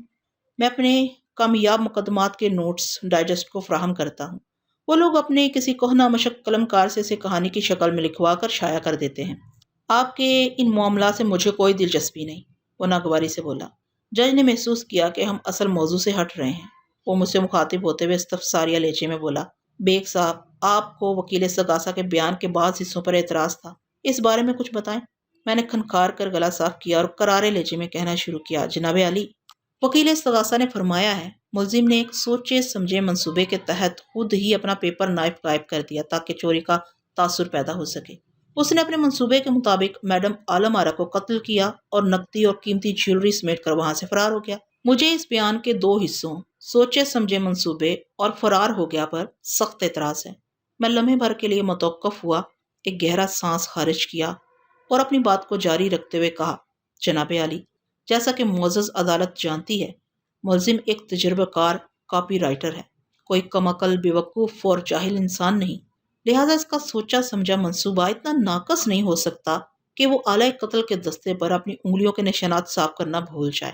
سوچے سمجھے منصوبے کی تعریف یہ ہوتی ہے کہ اس میں ناکامی کے امکانات کو حتی المکان ختم کر دیا جاتا ہے، نہ یہ کہ اتنے سراغ چھوڑ دیے جائیں جن کے سہارے پولیس آسانی سے منصوبہ ساز کو دبوچ لے۔ اس کے برعکس قاتل نے اسی ہوشیاری اور چالاکی کا مظاہرہ کیا ہے۔ اس نے اتنی احتیاط سے ملزم کا پیپر نائف چرایا کہ اس کے دستے پر موجود ملزم کے فنگر پرنٹس انتہائی محفوظ رہے، جن کے سبب میرے موکل کو میڈم عالم آرا کا قاتل سمجھا جا رہا ہے۔ نمبر 2، میں ایک بار پھر متوقف ہوا، حاضرین عدالت پر ایک سرسری نظر ڈالی، پھر روئے سخن جج کی جانب موڑتے ہوئے کہا، جناب علی، وقوعہ کے روز میرا موکل بالکل نارمل انداز میں دفتر سے رخصت ہوا تھا۔ اس کے وہاں سے جانے کو فرار ہونے کا نام دینا قطعی مناسب نہیں۔ اس عمر سے استغاثہ کی بدنیتی ظاہر ہوتی ہے۔ جج نے اس بات میں گردن ہلائی، پھر اپنے سامنے میز پر پھیلے ہوئے کاغذات کا جائزہ لینے لگا۔ میں نے دیکھا اس نے اپنے قلم خاص کی مدد سے چند نوٹس بھی لیے تھے۔ تھوڑی دیر کے بعد اس نے گردن اٹھائی، پہلے دیوار گیر کلاک پر نظر ڈالی، پھر مجھ سے مخاطب ہوتے ہوئے بولا، بیگ صاحب، آپ کی جرح مکمل ہو گئی یا آپ ملزم سے کوئی اور سوال کرنا چاہتے ہیں؟ بس آخری سوال یو آنر، میں نے انگشتے شہادت کو نمایاں کرتے ہوئے کہا۔ اس نے سر کو اس باتی جنبش دی۔ میں اپنے موکل کی طرف متوجہ ہو گیا۔ نفیس احمد، تم نے بتایا کہ وقوعہ سے چند روز قبل تمہارا پیپر نائف گم ہو گیا تھا جو بعد ازاں قتل کی اس واردات میں استعمال ہوا۔ ذرا سوچ کر بتاؤ ان چند روز کی حقیقت کیا ہے؟ 2 روز، 3 روز، 4 روز؟ وہ چونک کر مجھے دیکھنے لگا، پھر پرسوچ انداز میں بولا، وکیل صاحب، مجھے اچھی طرح یاد ہے، میں نے 12 جولائی کو میڈم سے ملنے کے لیے ان کے کمرے میں پرچی بھجوائی تھی۔ اگلی صبح جب میں اپنی نشست پر پہنچا تو پیپر نائف میری میز سے غائب تھا۔ میں نے اپنے کولیگ سے اس کے بارے میں پوچھا، لیکن کسی نے مثبت جواب نہ دیا۔ اس کے بعد میں نے جی ایم کو صورت حالات سے آگاہ کیا۔ ہمارے دفتر کی تمام خریداری جی ایم صاحب ہی کرتے ہیں، بس ورکرز انہیں اپنی ضروریات سے آگاہ کر دیتے ہیں۔ میڈم ان پر اندھا اعتماد کرتی تھیں۔ بہرحال وہ لمحے بھر کو متوقف ہوا، پھر اضافہ کرتے ہوئے بولا، جی ایم صاحب نے تھوڑی تاکید کے بعد مجھے نیا پیپر نائف دے دیا۔ اس پیپر نائف کا دستہ نیلے رنگ کا تھا۔ جج بار بار دیوار گیر گھڑی کی جانب دیکھ رہا تھا اور میں اس کے سبب سے واقف تھا۔ عدالت کا وقت ختم ہونے میں چند ہی منٹ باقی تھے، تاہم میں نے اپنا کام جاری رکھا اور ملزم کی طرف دیکھتے ہوئے پرخیال انداز میں کہا، نفیس احمد، تم نے 12 جولائی کو میڈم سے ملنے کے لیے اس کے کمرے میں ایک پرچی بھجوائی اور 13 جولائی کی صبح تمہاری میز پر سے پیپر نائف غائب ہو گیا۔ حالانکہ تمہیں اچھی طرح یاد ہے 12 جولائی کو چھٹی کے وقت تم اسے اپنی میز پر ہی چھوڑ کر گئے تھے۔ جی ہاں، آپ بالکل درست کہہ رہے ہیں، میں نے کہا۔ اس کا مطلب ہے 12 جولائی کی شام 6 بجے سے 13 جولائی کی صبح 11 بجے کے دوران یہ پیپر نائف تمہاری میز پر سے غائب کیا گیا تھا، جس نے بعد میں آلۂ قتل کی صورت اختیار کر لی۔ سچویشن بتاتی ہے کہ پیپر نائف کو غائب کرنے میں دفتر ہی کے کسی آدمی کا ہاتھ ہے جو تمہیں قتل کی اس واردات میں پھنسانے کا خواہاں ہے، اور عین ممکن ہے میڈم عالم آرا کا قتل بھی اسی شخص نے کیا ہو۔ میں نے لمحاتی توقف میں معنی خیز نظر سے جج کی طرف دیکھا، پھر دوبارہ کٹہرے میں کھڑے ملزم کی جانب متوجہ ہو گیا۔ نفیس احمد، تمہارے اس پروگرام سے اور کون واقف تھا کہ تم میڈم سے ملاقات کرنے اس کے کمرے میں جانے والے ہو؟ یہ بات صرف ایک ہی شخص کو پتا تھی، اس نے الجھن زدہ لہجے میں جواب دیا، جس کے ذریعے میں نے میڈم تک وہ پرچی پہنچائی تھی۔ مگر اس شخص کا نام بھی تو ہوگا نا کوئی؟ میں نے سرسراتی ہوئی آواز میں پوچھا۔ اکبر حیدر، نفیس نے جواب دیا۔ اس کے ساتھ ہی عدالت کا مقررہ وقت ختم ہو گیا۔ آئندہ پیشی پر میں نے جج سے درخواست کی کہ میں اس مقدمے کے تحقیقاتی آفیسر سے چند سوالات کرنا چاہتا ہوں۔ کسی بھی کیس میں تفتیشی آفیسر یا انکوائری آفیسر کی حیثیت استغاثہ کے ایک گواہ جیسی ہوتی ہے جسے ہر پیشی پر عدالت میں حاضر رہنا پڑتا ہے۔ اس مقدمے کا آئی او رینک کے اعتبار سے ایک انسپیکٹر تھا اور اس کا نام جمشید غوری تھا۔ جج کے اشارے پر جمشید غوری گواہوں کے کٹہرے میں آ کر کھڑا ہو گیا۔ وہ بھاری جثے کا مالک ایک پستہ قامت شخص تھا۔ اس کی حرکات و سکنات اور انداز و اطوار سے سستی اور کاہلی جھلکتی تھی۔ میری سمجھ میں نہ آ سکا کہ وہ کسی مقدمے میں انویسٹیگیشن کیسے کرتا ہوگا۔ اس کی ماشاءاللہ مستعدی کو دیکھ کر تو یہی لگتا تھا کہ اگر کوئی بچہ بھی اسے موٹا کہہ کر بھاگ جائے تو وہ اپنی تمام تر کوششوں کے باوجود بھی اس کی گرد پا کو نہیں پا سکتا۔ میں نے سر تپا آئی او کو تنقیدی نظر سے دیکھا اور سراہنے والے انداز میں کہا، غوری صاحب، آپ کی پھرتی کو ماننا پڑے گا۔ اگر آپ کی جگہ کوئی اور تفتیشی آفیسر ہوتا تو شاید دوسرے روز ہی وہ ملزم تک رسائی حاصل کرنے میں کامیاب ہو پاتا۔ وکیل صفائی کی زبان سے ستائشی الفاظ سننے کی میرے کانوں کو عادت تو نہیں، بہرحال اس تعریف کا بہت شکریہ۔ وہ میرے لہجے میں شامل طنز کو اور میں اس کے الفاظ کی کاٹ کو بخوبی سمجھ رہا تھا، لہٰذا ادھر ادھر کی باتوں میں پڑے بغیر میں اصل موضوع کی طرف آ گیا۔ میں نے گہری سنجیدگی سے سوال کیا۔ غوری صاحب، آپ کو اس واقعے کی اطلاع کس نے اور کب دی تھی؟ مقتول کے دفتر سے اس کے جنرل مینیجر نے فون کیا تھا، آئیو نے جواب دیا، لگ بھگ شام 7 بجے۔ اور آپ جائے واردات پر کب پہنچے؟ 7:30 بجے۔ آپ کی مستعدی واقعی باکمال ہے، میں نے اس کی آنکھوں میں دیکھتے ہوئے کہا۔ آپ 7:30 بجے جائے وقوع پر پہنچے اور ٹھیک 9 بجے رات آپ ملزم کے گھر واقع سمن آباد پہنچ گئے۔ گھنٹے سوا گھنٹے میں آپ نے وقوع کی کارروائی کو نپٹا ڈالا۔ سمن آباد سے جب یہ پتا چلا کہ ملزم اپنی فیملی کے ساتھ حیدرآباد گیا ہے تو آپ آنن فانن میں حیدرآباد روانہ ہو گئے۔ یہ کارکردگی حیرت انگیز اور متاثر کن ہے۔ میں نے بات ختم کرتے ہی ایک مرتبہ پھر سر سے لے کر پاؤں تک اس کا جائزہ لیا۔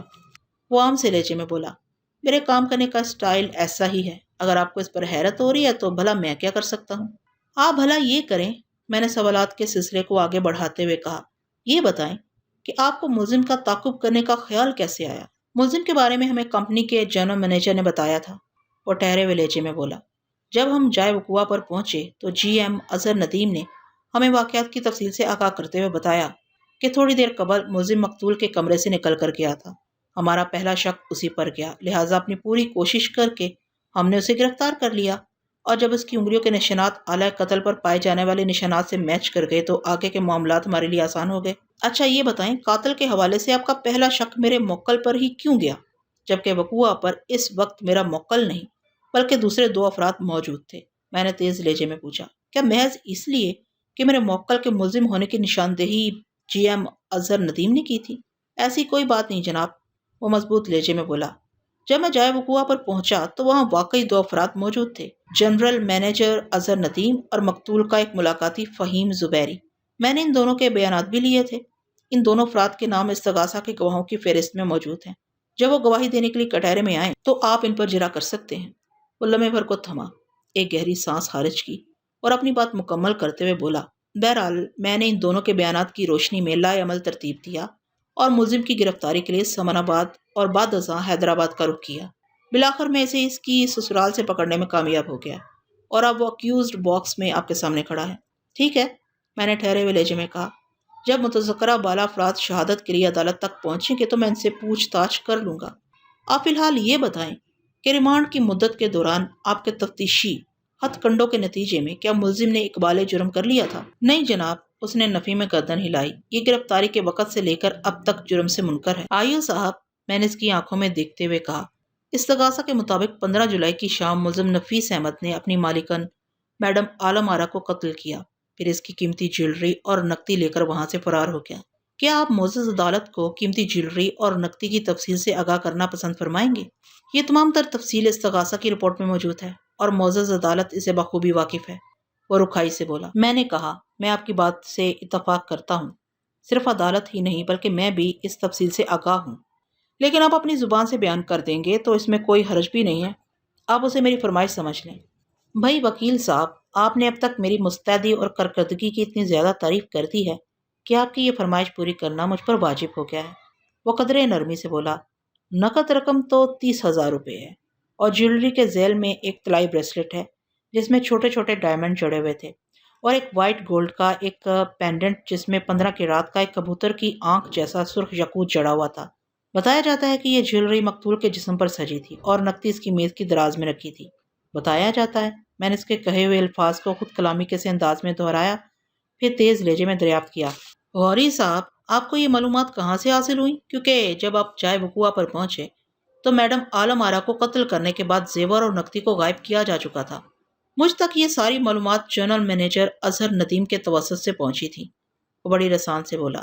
نقدی کے بارے میں جی ایم اس لیے پر یقین تھا کہ مقتول نے اسی کے ذریعے 30,000 کا ایک چیک کیش کرایا تھا۔ مقتول نے وہ رقم اس کے ہاتھ سے لے کر اپنی میز کی دراز میں ڈال دی تھی، اور جہاں تک قیمتی جیولری کا تعلق ہے تو جب جی ایم مقتول کو زبیری کے فون کے بارے میں بتانے کے لیے اس کے کمرے میں پہنچا تو اس نے پینڈنٹ کو اس کی گردن میں اور بریسلٹ کو اس کی کلائی پر موجود پایا تھا۔ کیا آپ نے ملزم کے قبضے سے مذکورہ جیولری اور 30,000 کی رقم برآمد کر لی ہے؟ نہیں جناب، وہ نفی میں سر ہلاتے ہوئے بولا۔ وہ ان اشیاء کی چوری سے منکر ہے اور استغاثہ قتل کے علاوہ ان اشیاء کی چوری پر بھی مصر ہے۔ جی ہاں، واقعہ یہی ہے، وہ ایک ایک لفظ پر زور دیتے ہوئے بولا۔ میں نے قدرے سخت لہجے میں کہا، ملزم میڈم آرا کے قتل سے منکر ہے، وہ قیمتی جیولری اور 30,000 کی رقم چوری کرنے سے انکاری ہے۔ مسروقہ مال برآمد کرانے میں آپ ابھی تک ناکام ہیں تو کیا پھر محض اس لیے میرے موکل کو ایک قاتل اور چور کی حیثیت سے کٹہرے میں کھڑا کیا گیا ہے کہ اعلی قتل پر اس کی انگلیوں کے نشانات پائے گئے ہیں؟ جناب وکیل صاحب، آپ قانون داں ہیں، وہ الجھن زدہ نظر سے میری طرف دیکھتے ہوئے بولا۔ مجھے سخت حیرت ہے کہ آپ فنگر پرنٹس میچنگ کو انتہائی غیر اہم سمجھ رہے ہیں۔ ایسی بات نہیں ہے گوری صاحب، میں نے معتدل انداز میں کہا۔ میں ایک سادہ سی مثال کے ذریعے اپنا موقف واضح کرنے کی کوشش کرتا ہوں۔ جی جی ارشاد، وہ تنزیہ لہجے میں بولا۔ میں نے کنکار کر گلا صاف کیا اور پر اعتماد لہجے میں کہا، فرض کر لیں میں اپنی گاڑی کو کہیں پارک کر کے اپنے گھر چلا جاتا ہوں۔ ایک روز یا 2 روز کے بعد میری گاڑی کسی سنگین واردات میں استعمال ہونے کے بعد آپ کے ہتھے چڑھ جاتی ہے۔ آپ گاڑی کے اسٹیئرنگ، ڈیش بورڈ اور دروازوں کے ہینڈلز اور دیگر مختلف مقامات پر سے میرے فنگر پرنٹس حاصل کرنے میں کامیاب ہو جاتے ہیں۔ اس صورتحال میں آپ کیا کریں گے؟ ہم سب سے پہلے واردات میں استعمال ہونے والی گاڑی کے مالک یعنی آپ کو تلاش کریں گے، اور جب فنگر پرنٹس کی میچنگ ہو جائے گی تو آپ کو گرفتار کر کے شامل تفتیش کر لیا جائے گا، جیسا کہ زیر سماعت مقدمے میں ہوا ہے۔ ویسے آپ استغاثہ کو مضبوط کرنے کی کوشش کر رہے ہیں۔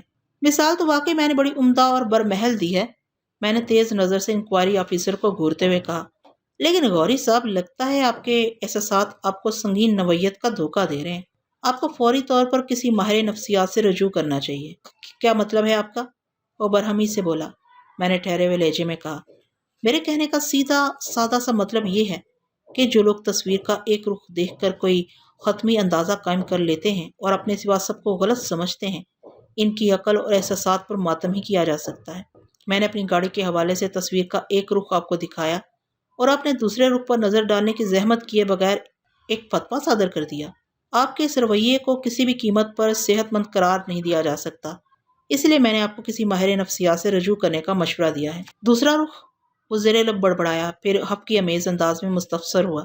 آپ کے خیال کے مطابق اس تصویر کا دوسرا رخ کیا ہو سکتا ہے؟ یہ آپ نے ایک معقول سوال کیا گوری صاحب، میں نے قدرے نرم لہجے میں کہا۔ اس تصویر کا پہلا رخ تو یہ تھا کہ میری گاڑی کسی سنگین واردات میں استعمال ہونے کے بعد پولیس کے ہتھے چڑھ گئی۔ پولیس ٹریس کرتے ہوئے مجھ تک پہنچی اور فنگر پرنٹس میچنگ کے بعد مجھے اس واردات کا ذمہ دار قرار دیتے ہوئے گرفتار کر لیا۔ ایم آئی رائٹ؟ ٹھیک ہے، لیکن یہ بات آپ پہلے بھی بتا چکے ہیں، بیزاری سے بولا۔ میں اس تصویر کے دوسرے رخ کے بارے میں جاننا چاہتا ہوں۔ دوسرا رخ یہ ہے غوری صاحب، میں نے ٹھہرے ہوئے لہجے میں اسے مخاطب کیا، پھر اس کی آنکھوں میں دیکھتے ہوئے کہا، جیسا کہ میں نے پہلے رخ کے بیان کی ابتدا میں بتایا ہے، میں اپنی گاڑی کو کہیں پارک کر کے اپنے گھر چلا جاتا ہوں۔ دوسرے رخ کے مطابق اگلی صبح میں وہاں جا کر دیکھتا ہوں تو میری گاڑی پارکنگ ایریا پر نظر نہیں آتی۔ میں ادھر ادھر موجود لوگوں سے اپنی گاڑی کی گمشدگی کے بارے میں پوچھ تاچھ کرتا ہوں، لیکن کسی کو بھی معلوم نہیں کہ میری گاڑی کہاں غائب ہو گئی۔ اس صورتحال سے میں اسی نتیجے پر پہنچتا ہوں کہ کسی گاڑی چور نے موقع پا کر میری گاڑی پار کر دی ہے۔ میں اپنی گاڑی کی چوری کی رپورٹ متعلقہ تھانے میں درج کروا دیتا ہوں اور گھر آ جاتا ہوں۔ اس واقعے کے 1 روز یا 2 روز کے بعد یا 3 روز کے بعد میری گاڑی کسی سنگین واردات میں استعمال ہونے کے بعد آپ کے محکمے کے ہتھے چڑھ جاتی ہے۔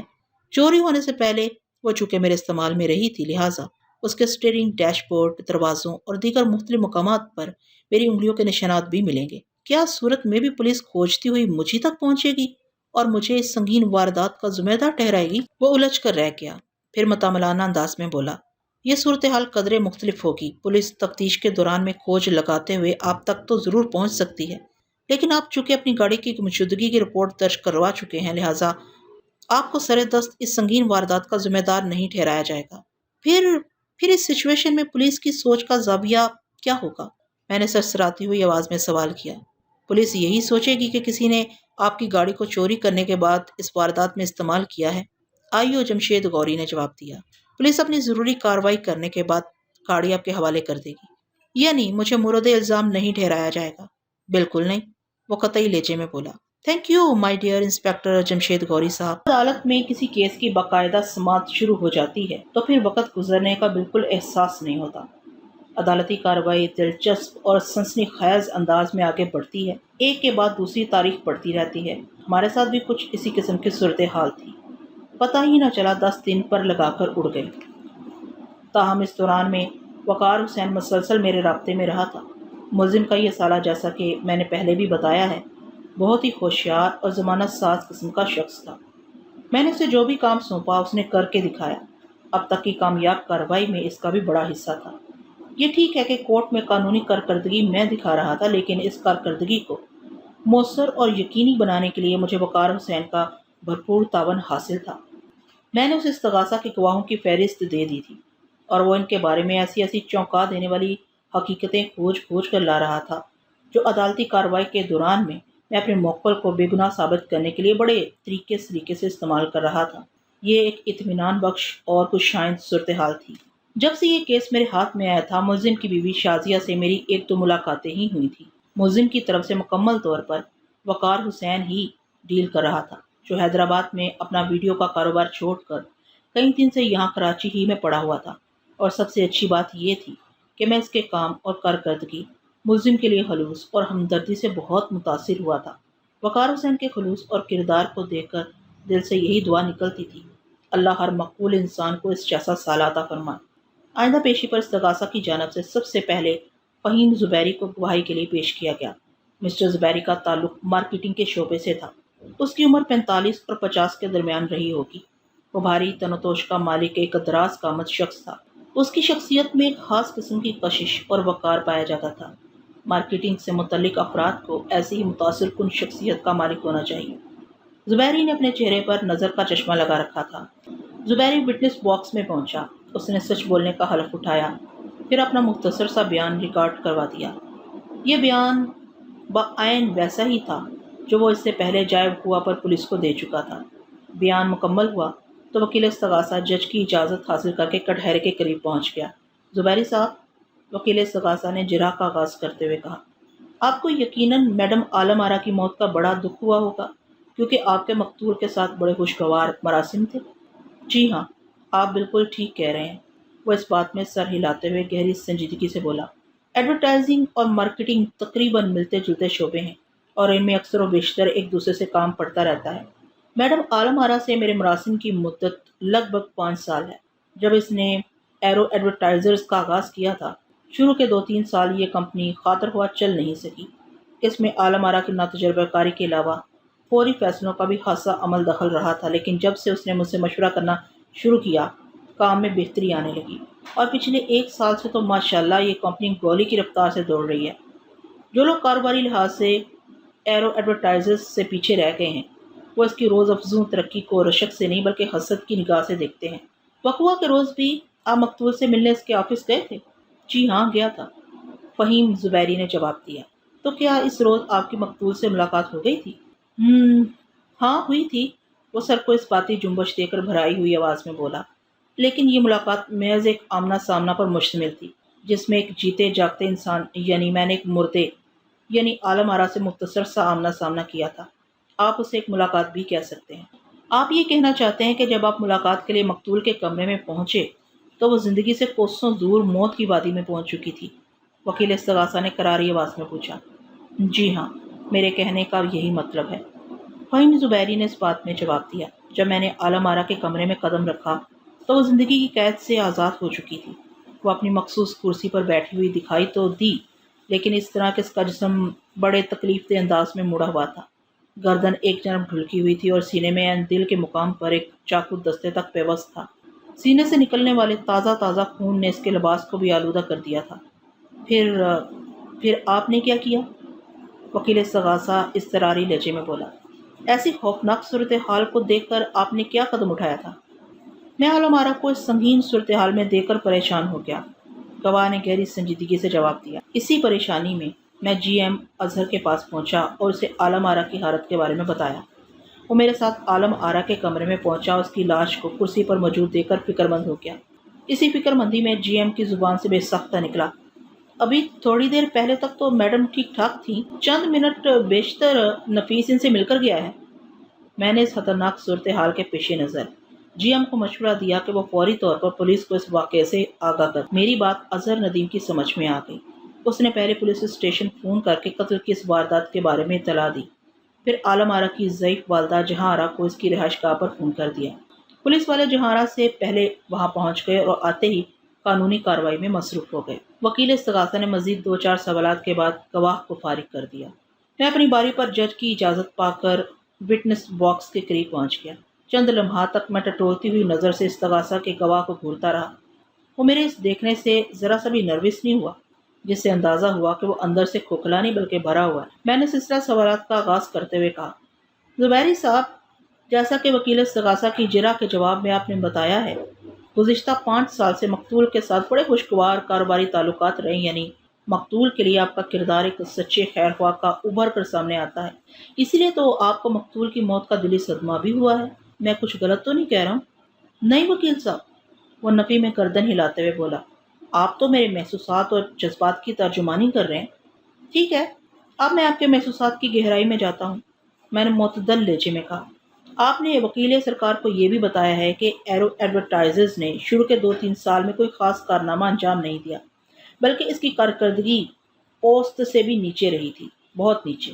لیکن نہ تجربہ کار عالم آرا نے جب آپ کی مشاورت سے فیض اٹھانا شروع کیا تو اس کا بزنس دن دگنی رات چوگنی ترقی کرتا چلا گیا، اور اب وہ عروج پر تھا۔ آپ سے میرا سوال یہ ہے کہ جب آپ کے 5 سال سے مقتول کے ساتھ بڑے مخلصانہ تعلقات تھے تو آپ نے ابتدا ہی سے اسے اپنے قیمتی مشوروں سے کیوں نہیں نوازا تھا؟ دیکھیں وکیل صاحب، وہ ٹھہرے ہوئے لہجے میں بولا، ہر شخص کا اپنا اپنا سٹائل ہوتا ہے۔ میری ہمیشہ سے یہ عادت رہی ہے کہ اس وقت تک میں کسی کے معاملات میں دخل نہیں دیتا جب تک وہ خود مجھ سے نہ کہے، یعنی مجھ سے کوئی صلاح مشورہ نہ مانگے۔ مقتول کے سلسلے میں بھی کچھ اسی نوعیت کے حالات رہے تھے۔ سٹائل اور عادت کی حقیقت سے تو انکار ممکن نہیں، میں نے صاف کوئی کا مظاہرہ کرتے ہوئے کہا، لیکن جہاں سنجیدہ، مخلصانہ اور خوشگوار تعلقات پائے جاتے ہوں، وہاں اپنے تعلق دار کا نقصان اور ناکامیابی کو دیکھ کر اپنے سٹائل اور عادت کو تبدیل کرنے میں کوئی حرج نہیں ہوتا۔ اینی ہاؤ، میں نے جملہ ادھورا چھوڑ کر ایک گہری سانس لی، پھر گواہ سے مخاطب ہوتے ہوئے کہا، زبیری صاحب، وقوعہ کے روز جب آپ مقتول کے کمرے میں پہنچے تو وہ زندگی کو خدا حافظ کہہ چکی تھی۔ آپ نے اسے مردہ حالت میں اپنی کرسی پر بیٹھے ہوئے دیکھا۔ آپ کے بیان کے مطابق اس کے سینے میں عین دل کے مقام پر ایک چاقو دستے تک دھنسا ہوا تھا۔ کیا اب بھی آپ کا یہی خیال ہے کہ مقتول کو ایک چاقو کی مدد سے قتل کیا گیا تھا؟ وہ میری بصارت کا پہلا تاثر تھا، وہ وضاحت کرتے ہوئے بولا۔ پہلی نظر میں وہ مجھے ایک چاقو ہی لگا تھا، سبز دستے والا چاقو، لیکن پھر تھوڑی دیر کے بعد یہ بات میرے علم میں آ گئی کہ وہ کوئی چاقو نہیں بلکہ کاغذ کاٹنے والی ایک چھری یعنی پیپر نائف تھا۔ ٹھیک ہے، آپ کی وضاحت میں وزن ہے، میں نے معتدل انداز میں کہا۔ پھر پوچھا، زبیری صاحب، کیا آپ کو یہ اعزاز حاصل تھا کہ آپ کسی بھی وقت مقتول سے ملنے اس کے کمرے میں داخل ہو جائیں، کسی کو بتائے بغیر، کسی سے پوچھے بغیر؟ وہ بڑی رسان سے بولا، میرا خیال ہے ہمارے درمیان جس نوعیت کے مضبوط تعلقات تھے، ان کی بنا پر میں اگر ایسے ہی مقتول سے ملنے پہنچ جاتا تو اسے کوئی اعتراض نہ ہوتا، لیکن مینرز اور ایٹیکیٹس بھی کوئی شے ہے۔ ہماری سوشل ویلیوز اس حرکت کی اجازت نہیں دیتی۔ انسان کو کسی بھی پریمیسز کے قواعد و ضوابط کو فالو کرنا پڑتا ہے۔ ہر آفس کا ایک ایٹماسفیئر ہوتا ہے، اس کے مطابق چلنا چاہیے۔ یوں ہی منہ اٹھائے کسی کے کمرے میں داخل ہونا قطعاً مناسب ہے۔ وہاں پر موجود لوگوں کے توسط کو تو استعمال کرنا ہی پڑتا ہے۔ اس وضاحت کے لیے آپ کا بہت بہت شکریہ زبیری صاحب، میں نے معتدل لہجے میں کہا۔ آپ کے الفاظ سے ظاہر ہوتا ہے کہ وقوعہ کے روز سے آپ نے بھی مقتول کے کمرے تک رسائی حاصل کرنے کے لیے ایرو ایڈورٹائزرز کا توسط استعمال کیا تھا۔ جی ہاں، بالکل، میں ایک اصولی آدمی ہوں، وہ پر اعتماد لہجے میں بولا۔ میں نے جرا کا رخ اپنی مرضی کی طرف لاتے ہوئے استغاثہ کے گواہ سے سوال کیا، زبیری صاحب، وقوعہ کے روز جب آپ مقتول کے آفس پہنچے تو وہاں کون کون موجود تھا؟ جب میں دفتر کے اندر داخل ہوا تو پتہ چلا مقتول کے علاوہ جی ایم اظہر ندیم وہاں موجود تھا، اس نے جواب دیا، اور جی ایم کی موجودگی کی بھی میں توقع کر رہا تھا کیونکہ تھوڑی دیر پہلے میری فون پر اس سے بات بھی ہو چکی تھی۔ ہاں، فون پر بات ہونے سے یاد آیا، میں نے چونکنے کی اداکاری کرتے ہوئے کہا، وقوعہ کے روز آپ کی مقتول سے ملاقات طے تھی؟ جی ہاں، آپ کا خیال بالکل درست ہے۔ کیا یہ صحیح ہے کہ وقوعہ پر پہنچنے سے تھوڑی دیر پہلے آپ نے ایرو ایڈورٹائزرز میں فون کیا تھا اور غالباً آپ کی بات جی ایم اظہر ندیم سے ہوئی تھی؟ غالباً نہیں بلکہ یقیناً، وہ پورے تکن سے بولا۔ آپ نے جی ایم سے کیا کہا تھا؟ میں نے پوچھا۔ اس نے بتایا، میں نے اسے کہا تھا کہ میں مقتول سے ملاقات کرنے آ رہا ہوں، کیا وہ دفتر میں موجود ہے؟ جی ایم نے آپ کے اس سوال کا کیا جواب دیا تھا؟ اس نے کہا تھا، میڈم اپنے کمرے میں موجود ہے، گواہ نے بتایا، اور یہ کہ وہ چند منٹ میں مجھے فون کرے گی۔ جب یہ بات ہوئی اس وقت آپ کہاں تھے؟ اپنے دفتر پروجیکٹر ٹریڈرز میں۔ پروجیکٹر ٹریڈرز کا آفس کہاں واقع ہے؟ میں نے استفسار کیا۔ میں غیر محسوس انداز میں بڑی صفائی سے اسے اپنے مقصد کی طرف لا رہا تھا، اور اب منزل مجھ سے چند سوالات کی دوری پر کھڑی نظر آ رہی تھی۔ اس نے میرے سوال کے جواب میں بتایا، پروجیکٹر ٹریڈرز کا آفس کلفٹن کے علاقے میں واقع ہے۔ میں نے پوچھا، تو کیا چند منٹ بعد واقعی مقتول نے آپ سے فون پر بات کی تھی؟ جی ہاں، تھوڑی دیر میں عالم آرا کا فون آ گیا تھا، وہ تائیدی انداز میں گردن ہلاتے ہوئے بولا، اور اس نے کہا تھا کہ میں فوراً چلا ہوں۔ وہ اپنے دفتر میں موجود میرا انتظار کر رہی ہے۔ ذرا سوچ کر بتائیں، میں نے پرجوش لہجے میں کہا۔ اس سوال کا بہت سوچ سمجھ کر جواب دینا ضروری ہے۔ جب مقتول نے آپ کو فون کیا اور اپنے آفس میں آنے کو کہا، اس وقت شام کا کیا بجا تھا؟ مجھے اچھی طرح یاد ہے، وہ مضبوط لہجے میں بولا۔ اس وقت شام کے 6:15 بجے تھے۔ اور آپ کتنے بجے مقتول کے دفتر پہنچے تھے؟ 6:45 بجے، اس نے جواب دیا۔ یہاں پہنچ کر آپ کی سب سے پہلے کس سے ملاقات ہوئی تھی؟ میں سیدھا جی ایم کے کمرے میں پہنچا تھا۔ آپ نے وکیل استغاثہ کی جرح کے جواب میں بتایا ہے کہ جب آپ نے مقتول کے کمرے میں قدم رکھا تو وہ زندگی کی قید سے آزاد ہو چکی تھی۔ اس خوفناک صورتحال کو دیکھ کر آپ گھبرا گئے اور پریشانی کے عالم میں دوڑتے ہوئے جی ایم کے کمرے تک پہنچے اور اسے مقتول کے قتل کے بارے میں بتایا۔ جی ایم اپنی کرسی سے اٹھا اور آپ کی معیت میں مقتول کے کمرے تک پہنچا اور مقتول کو دیکھ کر بے سخت اس کی زبان سے نکلا، ابھی تھوڑی دیر پہلے تک تو میڈم ٹھیک ٹھاک تھی، چند منٹ بیشتر نفیس ان سے مل کر گیا ہے۔ میں لمحے بھر کو سانس لینے کے لیے متوقف ہوا، پھر ٹھہرے ہوئے لہجے میں کہا، زبیری صاحب، واقعات کی تفصیل سے تو ظاہر ہوتا ہے کہ آپ پہلی مرتبہ اکیلے ہی مقتول کے کمرے میں گئے تھے۔ جی ہم آپ کے ساتھ نہیں تھا۔ آپ بالکل ٹھیک کہہ رہے ہیں، وہ سادہ سے لہجے میں بولا۔ اس روز جب میں مقتول کے آفس پہنچا تو پہلے جی ایم سے لیکس ہوئی۔ اسی کی زبانی مجھے معلوم ہوا کہ مقتول نے مجھے فون کرنے کے بعد جی ایم کو میری آمد کے بارے میں بتا دیا تھا۔ جی ایم کے مطابق مقتول نے اسے کہا تھا میں جیسے ہی وہاں پہنچوں وہ سیدھا مجھے اس کے کمرے میں بھیج دے۔ ایسا ہی ہوا بھی۔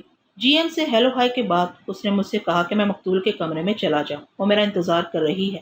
Thank you my dear witness, میں نے کٹہرے میں کھڑے استغاثہ کے گواہ فہیم زبیری کی طرف دیکھتے ہوئے کہا، میں آپ کا یہ احسان زندگی بھر یاد رکھوں گا۔ اس کی سمجھ میں نہ آیا کہ میں اس کا شکریہ کس خوشی میں ادا کر رہا ہوں، اور یہ بات اس کی سمجھ میں آ بھی نہیں سکتی تھی۔ میں اسے گمگو کی کیفیت میں چھوڑ کر جج کی جانب متوجہ ہو گیا، پھر بآواز بلند اسے مخاطب کرتے ہوئے کہا، جناب عالی، استغاثہ کے گواہ مسٹر فہیم زبیری پر ہونے والی جرح کے نتیجے میں چند ایسے پوائنٹس ابھر کر سامنے آئے ہیں جو میرے موکل کی بے گناہی کو ثابت کرنے کے لیے کافی ہیں۔ ایسے کون سے پوائنٹس ابھر آئے ہیں؟ وکیل استغاثہ نے الجھن زدہ انداز میں کہا۔ میں نے وکیل مخالف کے استفسار کو نظر انداز کرتے ہوئے جج کے سامنے دلائل کا سلسلہ جاری رکھا۔ جناب عالی، میں ترتیب وار ان پوائنٹس کا ذکر کرتا ہوں۔ مجھے امید واثق ہے عدالت بحسن و خوبی ایک حتمی نتیجے تک پہنچ جائے گی۔ میں نے لمحاتی توقف کے بعد اضافہ کرتے ہوئے کہا، پوائنٹ نمبر 1، وقوعہ کے روز میرے موکل نے 25 منٹ مقتول کے کمرے میں گزارے، جسے استغاثہ نے لگ بھگ آدھے گھنٹے کا نام دیا۔ واقعات کے مطابق ملزم مقتول کے بلاوے پر 5:45 بجے اس کے کمرے میں داخل ہوا اور 6:10 پر وہاں سے نکلا، پھر سیدھا اپنے گھر چلا گیا۔ اس ملاقات کے آخری مرحلے پر جی ایم اظہر ندیم نے کمرے میں آ کر مقتول کو بتایا تھا کہ زبیری صاحب کا فون ہے، انہیں کیا کہا جائے، جس کے جواب میں مقتول نے کہا تھا کہ وہ چند منٹ میں زبیری صاحب کو فون کرتی ہے، اور مقتول نے زبیری صاحب کو فون کیا بھی۔ ابھی بھی زبیری صاحب نے اس بات کی تصدیق کی ہے، جس سے ثابت ہوتا ہے مقتول نے ملزم کے رخصت ہونے کے بعد زبیری صاحب کو فون کیا تھا، یعنی ملزم کے دفتر سے نکل جانے کے بعد بھی مقتول زندہ تھی۔ نہ صرف زندہ تھی بلکہ اس قابل بھی تھی کہ وہ زبیری صاحب کو فون کر کے یہ کہہ سکے کہ آپ فوراً آ جائیں، میں آپ کا انتظار کر رہی ہوں۔ میں نے ڈرامائی انداز میں توقف کر کے حاضرین عدالت پر ایک طائرانہ نظر ڈالی اور سب کو اپنی جانب متوجہ پایا، پھر میری نگاہ کا زاویہ وکیل استغاثہ کی جانب مڑ گیا۔ وہ مجھے سخت الجھن اور تذبذب میں دکھائی دیا۔ میں نے اس کی پریشانیوں کی پرواہ کیے بغیر اپنا کام جاری رکھا۔ پوائنٹ نمبر 2، استغاثہ کے معزز گواہ مسٹر فہیم زبیری نے ابھی بھری عدالت میں میرے جرح کے جواب میں بڑے واضح طور پر بتایا ہے کہ وقوعہ کے روز مقتول نے شام 6:15 بجے سے فون کیا تھا اور اپنے پاس آنے کو کہا تھا۔ گواہ اپنے دفتر سے اٹھا اور ٹھیک 6:45 بجے وہ مقتول کے دفتر پہنچ گیا، اور جب اس نے مقتول کے کمرے میں قدم رکھا تو وہ زندگی کی قید سے آزاد ہو چکی تھی۔ اس سے یہی ظاہر ہوتا ہے کہ مقتول کو 6:15 کے بعد اور 6:45 سے پہلے موت کے گھاٹ اتارا گیا تھا، جبکہ میرا موکل مقتول کو زندہ و سلامت دفتر میں چھوڑ کر وہاں سے رخصت ہوا تھا، چنانچہ وہ کسی بھی طور اس کی موت کا ذمہ دار نہیں ٹھہرایا جا سکتا۔ میں نے ایک مرتبہ پھر مختصر سا توقف کیا اور وکیل استغاثہ کی تازہ ترین کیفیت کا جائزہ لیا۔ وہ مجھے گمبھیر مسائل میں گھرا ہوا نظر آیا، میرے اٹھائے گئے پوائنٹس نے اس کے اعتراضات کے غبارے کی ساری ہوا نکال دی تھی۔ وہ بے بسی سے بار بار پہلو بدل رہا تھا۔ میں نے ایک دفعہ پھر اسے نظر انداز کر کے جج کی جانب توجہ مرکوز کر دی۔ پوائنٹ نمبر 3، ایرو ایڈورٹائزر کے general manager mister Azhar Nadeem نے پولیس کو دیے گئے اپنے بیان میں بڑے واضح الفاظ میں بتایا تھا کہ وقوع کے روز ملزم لگ بھگ آدھا گھنٹہ مقتول کے کمرے میں گزار کر گیا تھا۔ پھر زبیری صاحب کی آمد تک نہ تو کوئی شخص مقتول کے کمرے میں داخل ہوا اور نہ ہی مقتول نے کمرے سے باہر قدم نکالا، حتیٰ کہ اس دوران میں مقتول سے اس کی بھی کوئی بات نہیں ہوئی، جبکہ استغاثہ کے معزز گواہ فہیم زبیری کا بیان جنرل مینیجر کے دعوے کی نفی کرتا ہے۔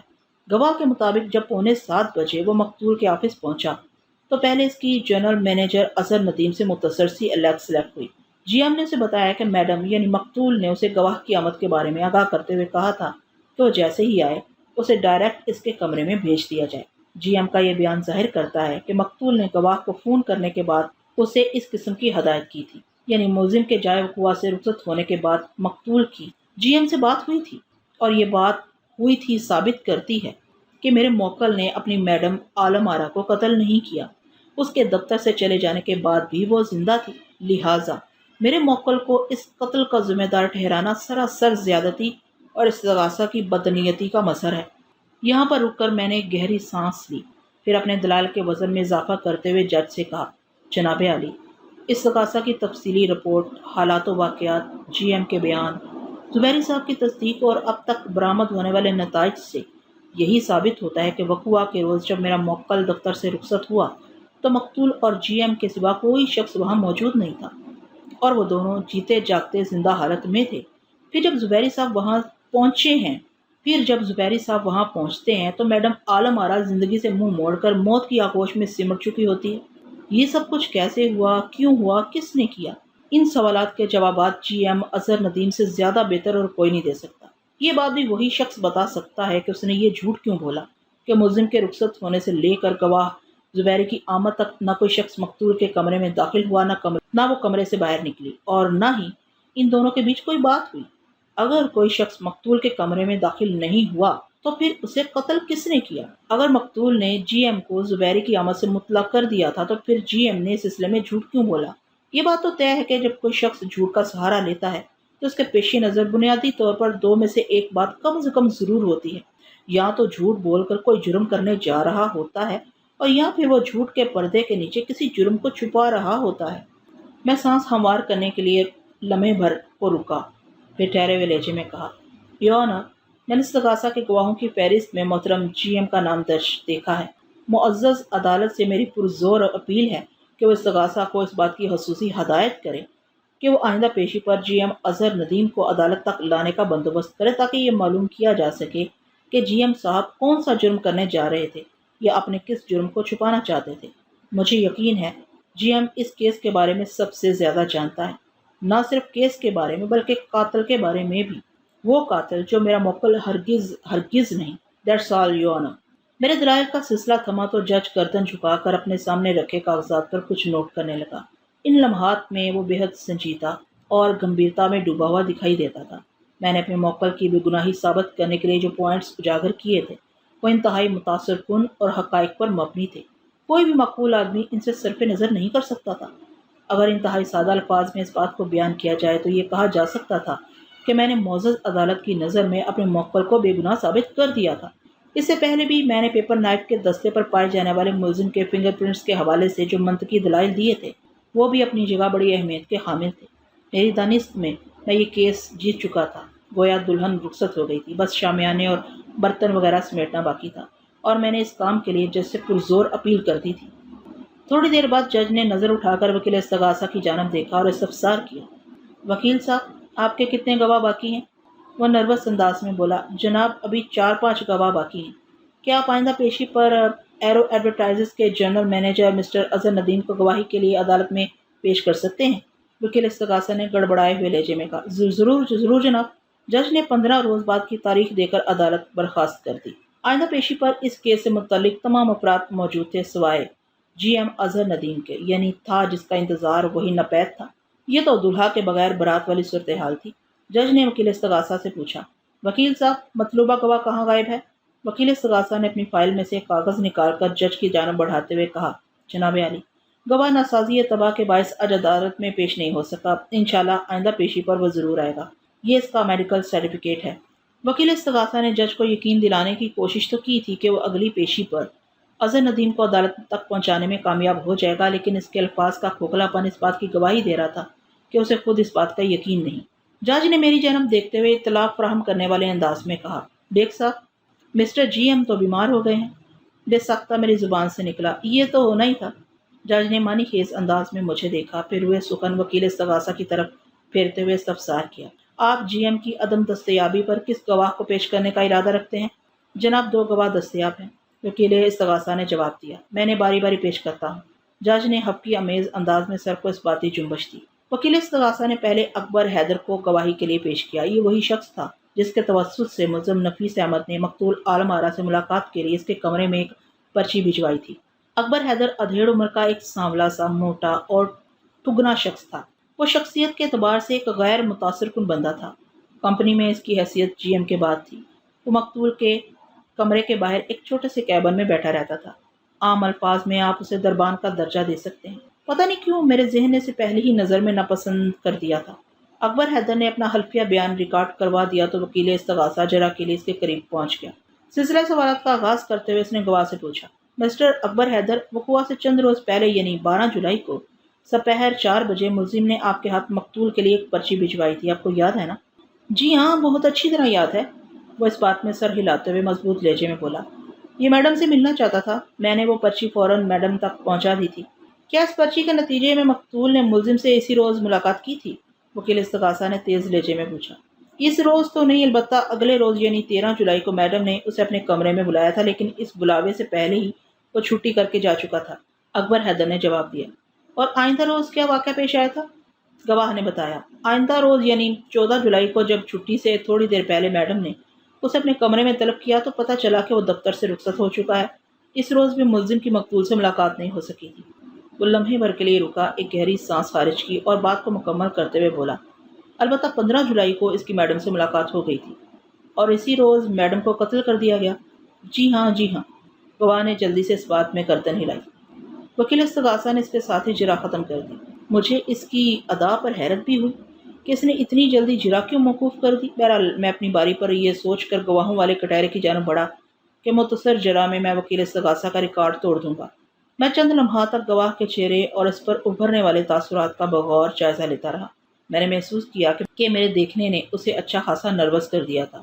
اسی مرحلے پر میں نے کڑے لہجے میں سے سوال کر دیا، اکبر حیدر، کیا آپ کو معلوم ہے مرنے کے بعد ہر انسان کو اپنی قبر میں جانا ہوتا ہے؟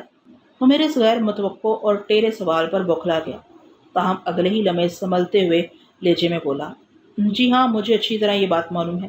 میں نے اس بار پہلے سے بھی زیادہ ٹیرا سوال کیا، کیا ملزم نے آپ کی کوئی مرغی چرائی ہے؟ نہیں۔ اس نے الجھن زدہ نظر سے مجھے دیکھا۔ میں نے پوچھا، کبھی آپ کی کسی بکری پر ہاتھ ڈالا ہو؟ نہیں جناب، میں نے کوئی بکری نہیں پال رکھی۔ وہ عجیب سی نظر سے مجھے دیکھنے لگا۔ آپ کی کسی بھینس کو اس نے کبھی چھیڑا ہو؟ جناب، یہ آپ کس قسم کے سوالات کر رہے ہیں؟ وہ بچھڑے ہوئے لہجے میں بولا، میں نے اپنے گھر میں مویشی خانہ نہیں کھول رکھا۔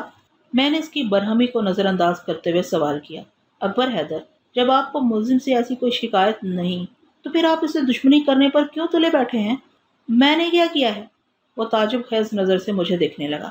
میں نے ایک ایک لفظ پر زور دیتے ہوئے کہا، عالم آرا اس وقت دنیا میں موجود نہیں جو اس بات کی تصدیق کرتی کہ اس نے 13 اور 14 جولائی کو ملاقات کے لیے ملزم کو اپنے کمرے میں بلایا تھا یا نہیں۔ میرے موکل کا دعویٰ ہے کہ وہ ان ایام میں چھٹی سے 1 منٹ پہلے بھی اپنی سیٹ سے نہیں ہلا۔ اگر مقتول نے اسے بلایا ہوتا تو یہ بات اس کے علم میں ضرور ہوتی۔ آپ بتا چکے ہیں کہ آپ کو اچھی طرح یہ بات پتا ہے ہر انسان کو مرنے کے بعد اپنی قبر میں جانا ہے، پھر آپ نے غلط بیانی سے کام کیوں لیا؟ میں نے کوئی جھوٹ بولا ہے اور نہ ہی کسی غلط بیانی سے کام لیا ہے، وہ حبکی امیز لہجے میں بولا۔ اگر آپ کو میری بات کا اعتبار نہیں تو امتیاز احمد سے پوچھ سکتے ہیں، وہ ملزم کے قریب ہی بیٹھتا ہے۔ میڈم نے جب بھی ملزم کو بلایا میں اسے دیکھنے گیا اور دونوں بار امتیاز نے مجھے بتایا کہ ملزم چھٹی کر کے اپنے گھر جا چکا ہے۔ ٹھیک ہے، یہ سوال میں امتیاز احمد سے ضرور کروں گا۔ یہ کہتے ہوئے میں نے جرا موقوف کر دی۔ اگلی گواہی امتیاز احمد ہی کی تھی۔ وہ شکل اور باتوں سے حبت الحواس نظر آتا تھا۔ مجھے پتا چلا کہ ایرو ایڈورٹائزز میں وہ ایک آرٹسٹ کی حیثیت سے کام کر رہا تھا۔ وہ اپنے حلیے، گیٹ اپ اور انداز و اطوار سے ایک روایتی آرٹسٹ لگتا تھا۔ وکیل استغاثہ نے چند سوالات پوچھنے کے بعد اسے فارغ کر دیا تو میں نے پکڑ لیا۔ میں نے محسوس کیا کہ ڈھیرے میں آ کر کھڑے ہونا اسے اچھا نہیں لگا تھا۔ اس کی آنکھوں میں ناگواری کے تاثرات بجا طور پر دیکھے جا سکتے تھے۔ میں نے زیر لب مسکرا کر اس کی طرف دیکھا اور جرا کا آغاز کر دیا۔ امتیاز صاحب، مجھے اس بات کا بخوبی احساس ہے کہ یہاں بلا کر آپ کے ساتھ بڑی زیادتی کی گئی ہے۔ یہ ماحول اور صورتحال آپ کے مزاج سے میچ نہیں کرتی۔ آپ ایک تحلیق کار ہیں، خیالوں میں گم رہنے والے، اپنے کام سے کام رکھنے والے، ایک نفیس طبع انسان جس کی زندگی میں عدالتی بکھیڑوں کی کوئی گنجائش نہیں ہوتی۔ بہرحال آپ پریشان نہ ہوں، میں آپ کا زیادہ وقت نہیں لوں گا، بس چند سوالات کے بعد آپ سمجھیں فارغ ہیں۔ میرے ان مخلصانہ اور ہمدردانہ الفاظ نے اسے چونک کر مجھے دیکھنے پر مجبور کر دیا۔ ممنونیت بھرے لہجے میں اس نے بڑی معصومیت سے کہا، بڑی مہربانی ہے جناب کی۔ میں نے ٹھہرے ہوئے لہجے میں سوال کیا۔ استغاثہ کے ایک بیان اور ایرو ایڈورٹائزز کے ملازم اکبر حیدر نے بیان دیا ہے کہ 13 اور 14 جولائی کی شام مقتول میڈم عالم آرا کے بلاوے پر وہ ملزم کو دیکھنے اس کی سیٹ پر پہنچا تو وہ چھٹی کر کے جا چکا تھا۔ کیا یہ صحیح ہے کہ گواہ نے ملزم کے بارے میں آپ سے بھی پوچھا تھا؟ ہاں، مجھے یاد پڑتا ہے کہ ایک آدھ بار پوچھا تو تھا، وہ پھر سوچ لہجے میں بولا۔ اسی یادداشت کو کام میں لائیں اور اچھی طرح سوچ کر بتائیں، میں نے لہجے کو نرم رکھتے ہوئے امتیاز احمد سے کہا۔ گواہ اکبر حیدر نے ملزم کے بارے میں 6 بجے کے بعد پوچھا تھا یا پہلے؟ کیونکہ ملزم کا دعویٰ ہے وہ ایک دن بھی 6 بجے سے پہلے نہیں گیا۔ دوسری جانب گواہ اکبر حیدر کا اصرار ہے کہ مقتول نے 6 بجے سے پہلے ملزم کو بلایا تھا۔ دیکھیں وکیل صاحب، وہ سادگی سے بولا، جب اکبر حیدر نے مجھ سے آ کر پوچھا میں نے وقت نہیں دیکھا تھا، لیکن اتنا ضرور جانتا ہوں کہ ملزم چھٹی کے وقت تک اپنی سیٹ پر بیٹھا کام کرتا رہتا ہے۔ ہاں، یہ ہو سکتا ہے کہ گواہ نے 6 بجے کے بعد آ کر مجھ سے ملزم کے بارے میں پوچھا ہو۔ امتیاز صاحب، آپ کے جواب میں سے ایک سوال ابھر کر سامنے آ رہا ہے، میں نے دھیمی آواز میں کہا۔ اس سوال کا جواب آپ ہی دے سکتے ہیں۔ جی پوچھیں، کیا سوال ہے؟ وہ سنجیدہ نظر سے مجھے دیکھنے لگا۔ میں نے پوچھا، آپ کی باتوں سے میں نے اندازہ لگایا ہے کہ آپ چھٹی کے بعد بھی اپنی سیٹ پر موجود ہوتے ہیں، جبکہ میری معلومات کے مطابق دفتر کا سارا عملہ 6 بجے چھٹی کر کے گھر چلا جاتا ہے۔ آپ کے آفس کی ٹائمنگز 11 سے 6 بجے تک کی ہے نا؟ جی ہاں، آفس ٹائمنگز بالکل یہی ہیں اور آپ کی معلومات بھی 16 آنے صحیح ہے، وہ ٹھہرے ہوئے لہجے میں بولا۔ لیکن 2 افراد بعض اوقات چھٹی کے بعد بھی دفتر میں موجود ہوتے ہیں، ان میں سے ایک میں ہوں۔ اگر کوئی کام اٹک جائے تو میں اسے مکمل کر کے ہی گھر جاتا ہوں، اس سلسلے میں آفس ٹائمنگز کی پرواہ نہیں کرتا۔ اور دوسرا شخص کون ہے؟ وہ سانس ہموار کرنے کے لیے رکا تو میں نے فوراً سوال کر دیا۔ اس نے جواب دیا، دوسرا شخص جی ایم اظہر ندیم ہے۔ جی ایم صاحب کی یہ مجبوری ہے کہ جب تک میڈم آفس میں موجود ہوں وہ چھٹی نہیں کر سکتے، اس لیے اکثر اوقات انہیں چھٹی کے بعد بھی دیر تک آفس میں بیٹھنا پڑتا ہے۔ او سوری، میں کچھ غلط کہہ گیا؟ وہ لمحے بھر کو متوقف ہوا، پھر اپنی بات مکمل کرتے ہوئے بولا، بیٹھنا پڑتا ہے نہیں بلکہ بیٹھنا پڑتا تھا۔ اب تو نہ میڈم رہی ہیں اور نہ ہی جی ایم صاحب کی لیٹ سٹنگ، آگے اللہ ہی جانے کیا ہوگا۔ امتیاز کی بات نے میرے ذہن میں اس کیس کا ایک نیا گوشہ وا کر دیا۔ اب تک جرا کے سلسلے میں جی ایم اظہر ندیم کی ذات گہرے شکوک و شبہات کے گھیرے میں آ چکی تھی۔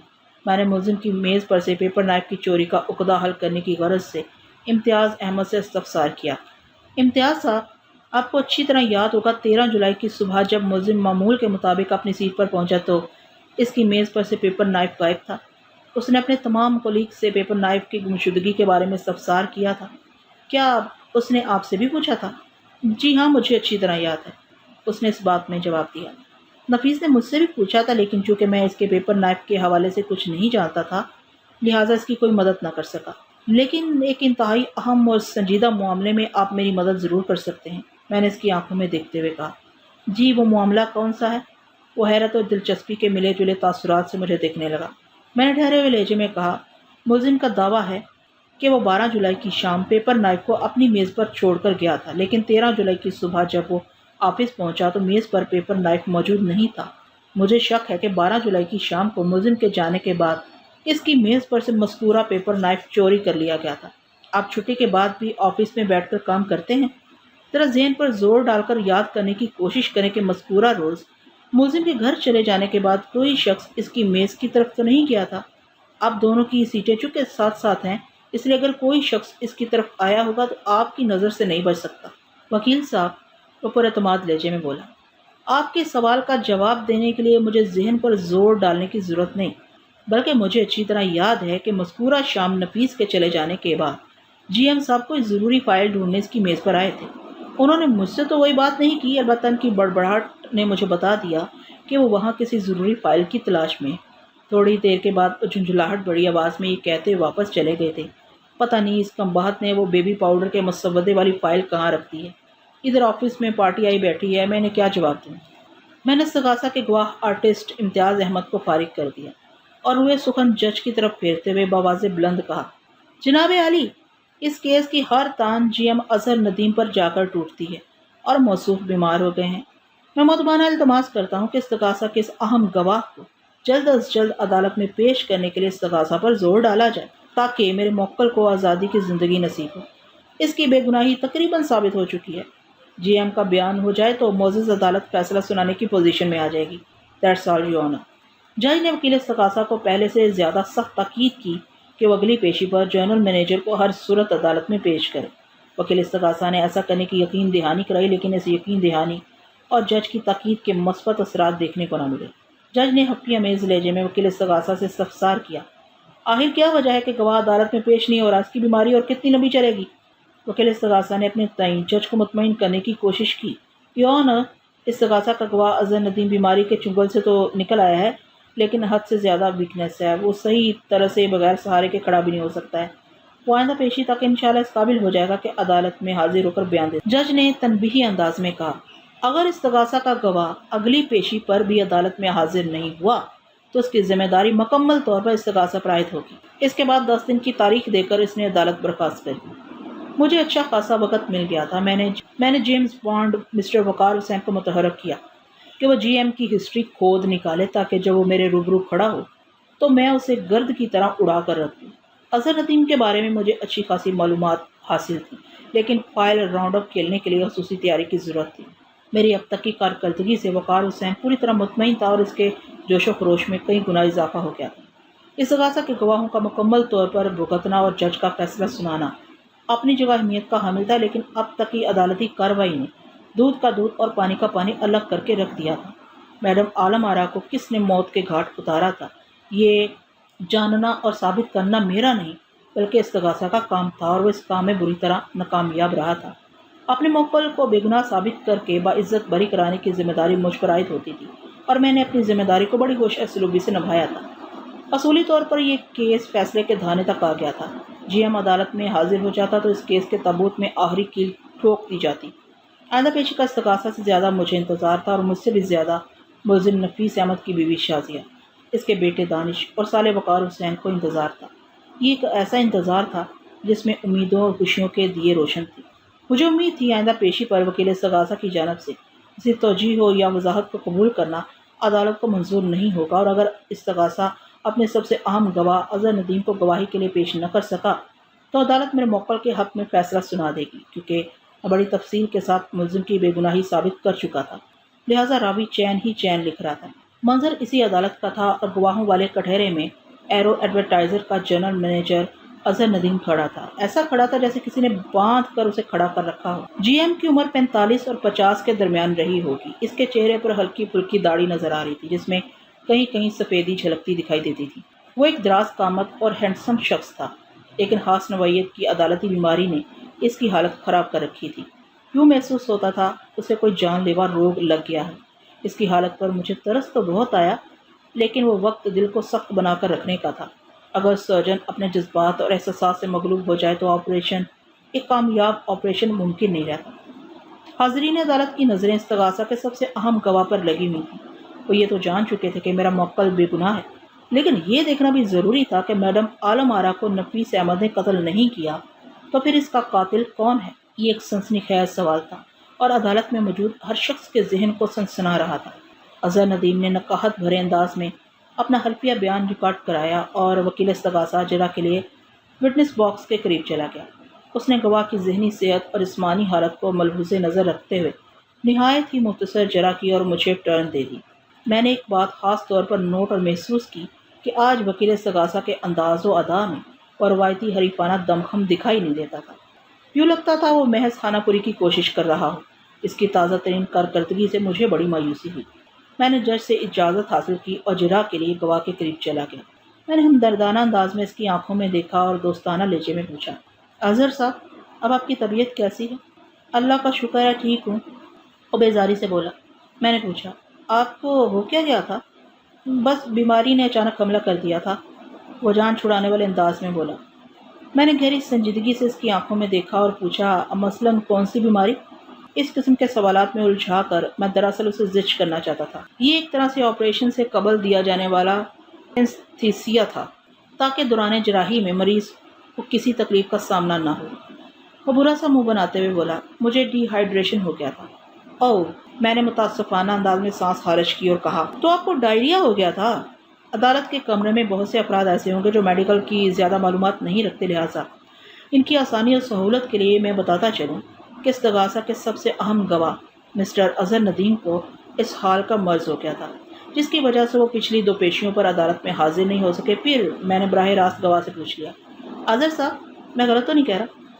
آپ درست فرما رہے ہیں، وہ اکتاہٹ امیز لہجے میں بولا، لیکن میری بیماری زیر سماعت کیس کو افیکٹ نہیں کرتی، لہٰذا بہتر ہوگا کہ آپ ادھر ادھر کے سوالات چھوڑ کر اصل پوائنٹ پر رہیں۔ اوکے مسٹر اظہر، میں نے کندھے اچکاتے ہوئے کہا، آپ کی خواہش کا احترام ضروری ہے، اس لیے میں اب آپ کی بیماری کے حوالے سے کوئی سوال نہیں کروں گا، ورنہ پوچھنے کے لیے تو بہت سے سوالات ہیں۔ مثلاً میں نے لمحاتی توقف کیا، پھر اضافہ کرتے ہوئے کہا، مثلاً یہ کہ آپ کا ڈائریا اتنا اسپیشل قسم کا کیوں تھا کہ اسے ٹھیک ہونے میں 1 ماہ سے زیادہ عرصہ لگ گیا؟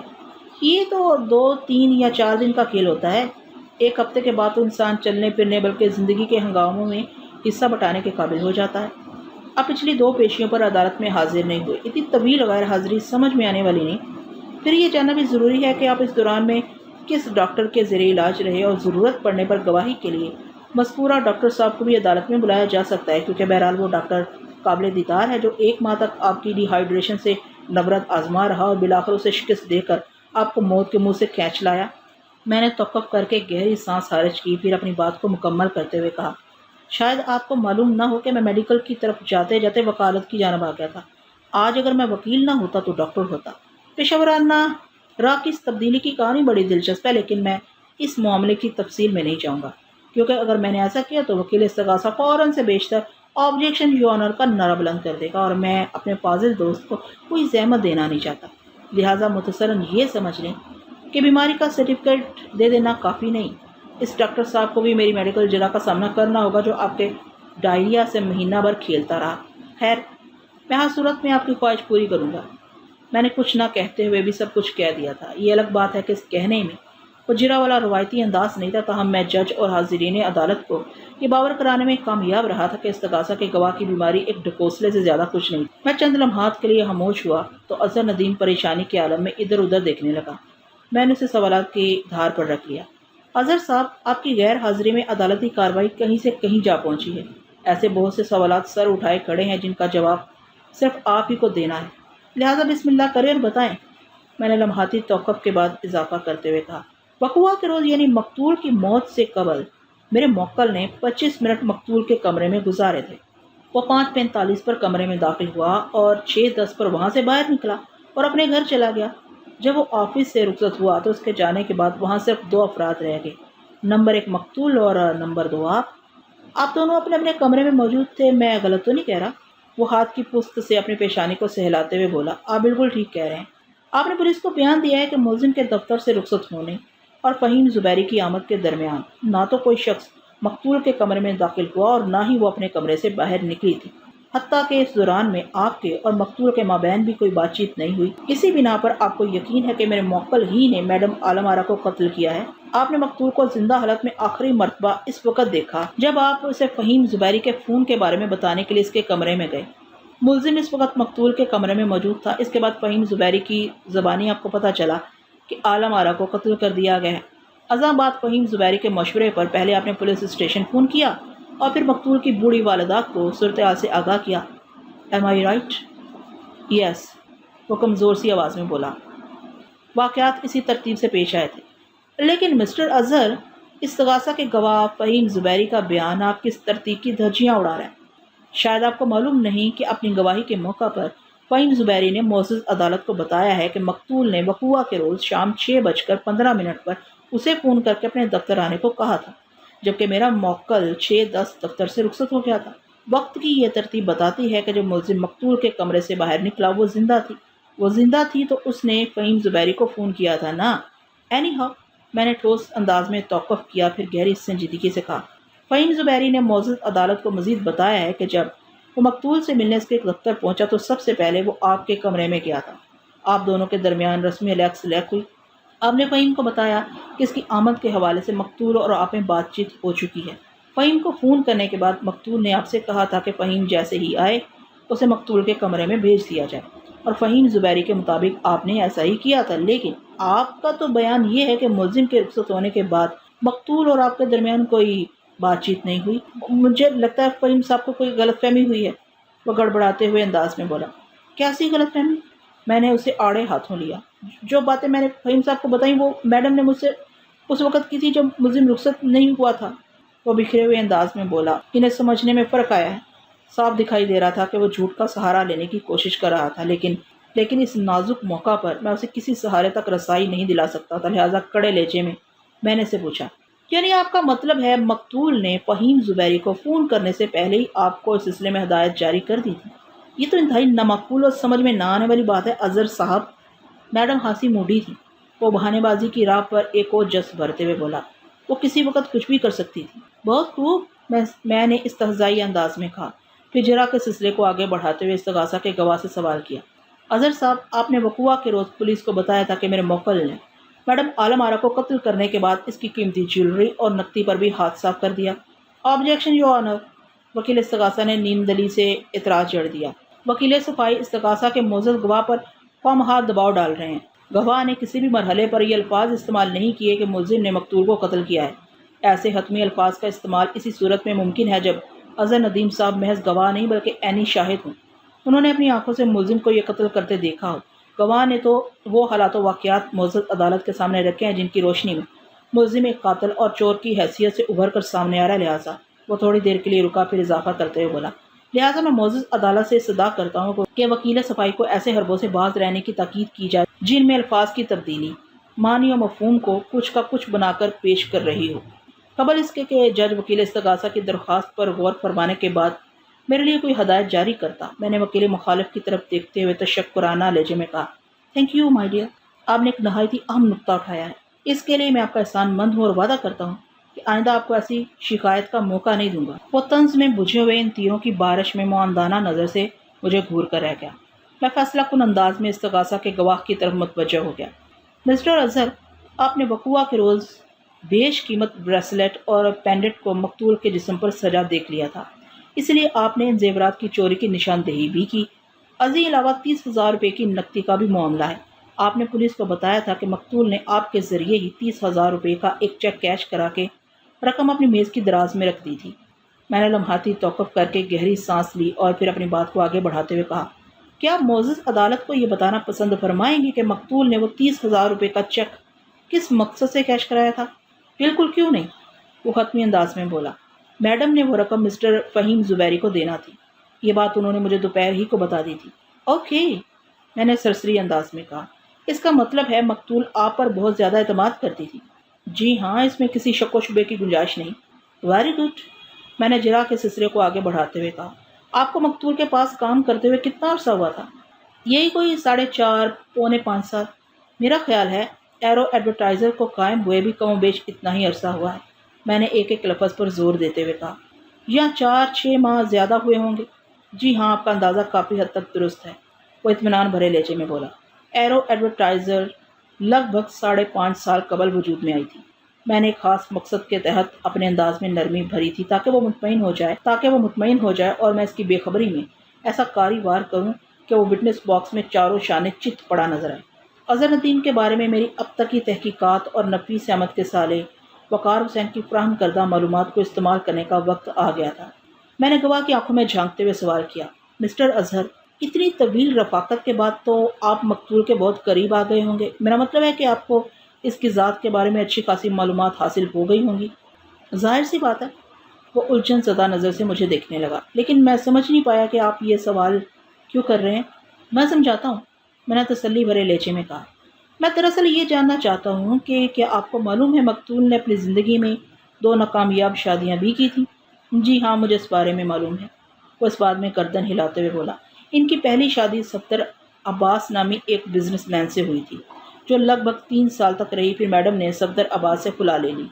لمحے بھر کے لیے رکا، پھر بات مکمل کرتے ہوئے بولا، اس کے بعد میڈم نے ایک بیوروکریٹ سے شادی کی جو صرف 2 ماہ ہی قائم رہ سکی، لیکن میں ابھی تک آپ کے سوالات کے مقصد تک نہیں پہنچ پایا۔ میں نے اس کی الجھن اور تذبذب کو نظر انداز کرتے ہوئے اپنا کام جاری رکھا۔ مسٹر اظہر، کیا یہ صحیح ہے کہ مقتول کا دوسرا شوہر یعنی افضل سمدانی اسمگلنگ ایسے گنونے کام میں ملوث تھا؟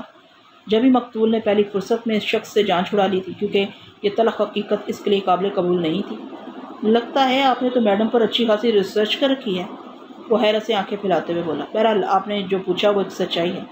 کیا یہ بھی سچ ہے کہ جب مقتول نے صفدر عباس سے خلا حاصل کرنے کے بعد افضل سمدانی سے شادی کی تو یہ بات صفدر علی کو پسند نہیں آئی تھی؟ میں نے بدستور ٹھہرے ہوئے لہجے میں کہا۔ ظاہر ہے اب صفدر عباس کا مقتول پر کوئی حق نہیں رہا تھا، اس لیے وہ محض باتیں ہی کر سکتا تھا، اور اس موقع پر اپنے غصے کا اظہار کرتے ہوئے اس نے خاصی سخت اور ترش باتیں کی تھی۔ جی ہاں، یہ حقیقت ہے۔ اس نے سر کو اس باتی جنبش دی۔ صفدر نے اس وقت کافی جھنجھلاہٹ اور غصے کا مظاہرہ کیا تھا۔ کیا آپ کو معلوم ہے کہ صفدر عباس کا بزنس کیا ہے؟ صفدر عباس بھی ایڈورٹائزنگ کے شعبے سے منسلک ہے، گواہ نے جواب دیا۔ میں نے استفسار کیا، آپ تو صفدر عباس کی کمپنی سے اچھی طرح واقف ہوں گے کیونکہ یہ آپ ہی کی فیلڈ ہے۔ جی ہاں، صفدر عباس کی کمپنی کا نام پروموشن ایڈورٹائزرز ہے، اس نے ٹھہرے ہوئے لہجے میں جواب دیا۔ پروموشن ہماری بہت بڑی حریف کمپنی ہے۔ میں نے سوالات کے زاویے کو یکلخ تبدیل کر دیا اور وٹنس باکس میں کھڑے استغاثہ کے گواہ سے سوال کیا، اظہر صاحب، 12 جولائی کی شام ملزم پیپر نائف کو اپنی میز پر چھوڑ کر گیا تھا، لیکن 13 جولائی کو جب وہ اپنی سیٹ پر پہنچا تو مذکورہ پیپر نائف کو غائب پایا۔ میں اس تفصیل میں نہیں جاؤں گا کہ ملزم نے پیپر نائف کی چوری کے بارے میں آپ کو بتایا تھا، آپ نے اسے احتیاط برتنے کی ہدایت کے ساتھ دوسرا پیپر نائف دے دیا تھا، وغیرہ وغیرہ۔ میں نے رک کر ایک گہری سانس لی، پھر اضافہ کرتے ہوئے کہا، مسٹر اظہر، پچھلے ایک گواہی پر استغاثہ کے گواہ اور ایرو ایڈورٹائزرز کے آرٹسٹ امتیاز احمد نے معزز عدالت کو بتایا تھا کہ 12 جولائی کی شام ملزم کے جانے کے بعد آپ اس کی میز پر آئے تھے اور جھنجھلاہٹ امیز انداز میں کچھ تلاش کر رہے تھے۔ کہیں امتیاز نے غلط بیانی سے تو کام نہیں لیا؟ اس کے چہرے پر ایک رنگ سا آ کر گزر گیا۔ سنبھلی ہوئی آواز میں بولا، میرا مطلب ہے امتیاز نے ٹھیک ہی بتایا ہے۔ معزز عدالت یہ جاننا چاہتی ہے کہ آپ اس شام ملزم کی میز پر کیا تلاش کرنے آئے تھے؟ میں نے درشت لہجے میں پوچھا۔ مجھے ایک فائل کی تلاش تھی، وہ پریشانی کے عالم میں بولا۔ میں نے بدستور اس کی آنکھوں میں جھانکتے ہوئے پوچھا، وہی بیبی پاؤڈر والے مسودے کی فائل نا؟ ہاں وہی، وہ کٹہری کی ریلنگ کو تھامتے ہوئے بولا۔ اگر میں یہ کہوں کہ، میں نے سنسناتے لہجے میں کہا، آپ بیبی پاؤڈر والی فائل نہیں بلکہ پیپر نائف کو چرانے کے لیے وہاں پہنچے تھے، وہ پیپر نائف جس پر ملزم کے فنگر پرنٹس موجود، یہ کیا بکواس ہے؟ یہ ساختہ وہ تیز آواز میں چلایا۔ میں سمجھ رہا تھا کہ یہ بجھنے سے پہلے والا شمع کا بھڑکنا تھا، لہٰذا میں نے اس کی چلاہٹ کو خاطر میں نہ لاتے ہوئے سخت لہجے میں کہا، مسٹر اظہر، یہ بکواس نہیں، حقیقت ہے۔ آپ کو کسی فائل کی نہیں بلکہ اس پیپر نائف کی تلاش تھی جو ایک عمدہ قسم کا آلہ قتل ثابت ہو سکے اور اس کے دستے پر کسی ایسے شخص کی انگلیوں کے نشانات بھی موجود ہو جسے قربانی کا بکرا بنانا بہت آسان ہو۔ کیا میں غلط کہہ رہا ہوں؟ آپ میری بات کو سمجھنے کی کوشش کریں وکیل صاحب، وہ اس مرتبہ جارحیت کی بجائے مریل سی آواز میں بولا۔ اس وقت بیبی پاؤڈر والی پارٹی آفس میں بیٹھی تھی اور میں، پارٹی کا نام؟ اس کی بات مکمل ہونے سے پہلے ہی میں نے کرخت لہجے میں پوچھا، منصوری صاحب، وہ منمنایا۔ کون منصوری؟ میرا لہجہ مزید سخت ہو گیا۔ معزز عدالت مسٹر منصوری کا نام، ٹیلی فون نمبر، کمپنی کا نام اور ایڈریس جاننا چاہتی ہے۔ آپ کو اس سے کیا مطلب؟ وہ ہانپتی ہوئی آواز میں بولا۔ مجھے نہیں، معزز عدالت کو مطلب ہے اس سے، میں نے ایک ایک لفظ پر زور دیتے ہوئے کہا۔ آپ کی ذات جس نوعیت کے شکوک و شبہات میں گری ہوئی ہے، اس کا تقاضا ہے کہ آپ کے بیان کی تصدیق کے لیے کسی مسٹر منصوری کو عدالت میں پیش کیا جائے اور اسے حلفیہ پوچھا جائے کہ کیا واقعی کسی بیبی پاؤڈر کے اشتہار کے سلسلے میں 12 جولائی کی شام 6 بجے کے بعد آپ کے دفتر میں موجود تھا۔ لیکن مجھے یقین ہے آپ میرے ان سوالات کے جوابات نہیں دو گے کیونکہ مسٹر منصوری ایک فرضی بلکہ حادثاتی کردار ہے۔ میں نے تھوڑا توقف کیا اور ایک گہری سانس خارج کی اور سلسلہ جرا کو آگے بڑھاتے ہوئے کہا، مسٹر اظہر، اگر تم سچے ہوتے تو کسی مسٹر منصوری کا تاریخ جغرافیہ بیان کرنے میں ایک لمحے کی تاخیر نہ کرتے۔ بہرحال تمہارے چہرے کو پوری طرح بے نقاب کرنے کے لیے مجھے دوسرا ہاتھ دکھانا پڑے گا۔ میں نے ڈرامائی انداز میں توقف کیا تو کٹہرے کی ریلنگ کو تھامے تھامے ہانپنے لگا۔ اس کی حالت قابل رحم تھی، لیکن میں ان لمحات میں کسی نرمی کو جگہ نہیں دے سکتا تھا، لہٰذا جارحانہ انداز میں پوچھا، اظہر ندیم، تمہیں ڈبل جاب کرتے ہوئے کتنا عرصہ ہوا ہے؟ Double job?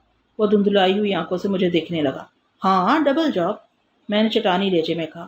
پچھلے 1 سال سے تم ڈبل جاب کر رہے ہو، بلکہ کر رہے تھے۔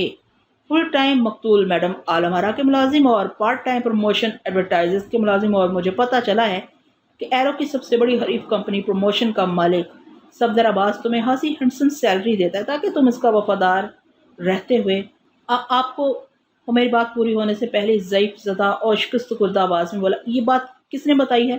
خود صفدر عباس نے بتائی ہے۔ میں نے نشانہ تاک کر اندھیرے میں تیر چھوڑا۔ میرا تیر خطا ہونے کا سوال ہی پیدا نہیں ہوتا تھا۔ وہ دہشت زدہ آواز میں بولا، یہ نہیں ہو سکتا صفدر صاحب، ایسا بیان دے ہی نہیں سکتے، ہمارے درمیان تو یہ طے ہوا تھا کہ… وہ بولتے بولتے ایک دم رک گیا۔ یوں لگتا تھا اسے اپنی سنگین غلطی کا احساس ہو گیا ہو۔ اس کے چہرے پر اور آنکھوں میں موت کے سائے لہراتے ہوئے دیکھے جا سکتے تھے، گویا اس نے ڈھکے چھپے الفاظ میں اپنے جرم کا اقرار کر لیا تھا۔ میں نے روئے سخن جج کی طرف موڑتے ہوئے کہا، دیٹس آل یور آنر۔ اس کے ساتھ ہی عدالت کا وقت ختم ہو گیا۔ آئندہ پیشی پر جج نے میری توقع کے مطابق نفیس احمد کو باعزت رہا کرنے کے احکامات صادر کر دیے۔ گزشتہ پیشی کے اختتام پر جو ڈرامائی سین دیکھنے میں آیا، اس کے پیش نظر جج نے اظہر ندیم کو شامل تفتیش کر کے پولیس کو نیا چالان پیش کرنے کی ہدایت کر دی تھی۔ پولیس کی اس تازہ ترین تفتیش کا جو نتیجہ نکلا ہوگا، اس کی تفصیل میں جانے کی ضرورت نہیں، آپ بخوبی اندازہ لگا سکتے ہیں۔ ہم عدالت کے کمرے سے باہر آئے تو ملزم کی بیوی شازیہ آپ دیدہ ہو گئی۔ اس نے بھرائی ہوئی آواز میں مجھ سے کہا، وکیل صاحب، یہ سب آپ کی مہربانی اور کوشش سے ممکن ہوا ہے۔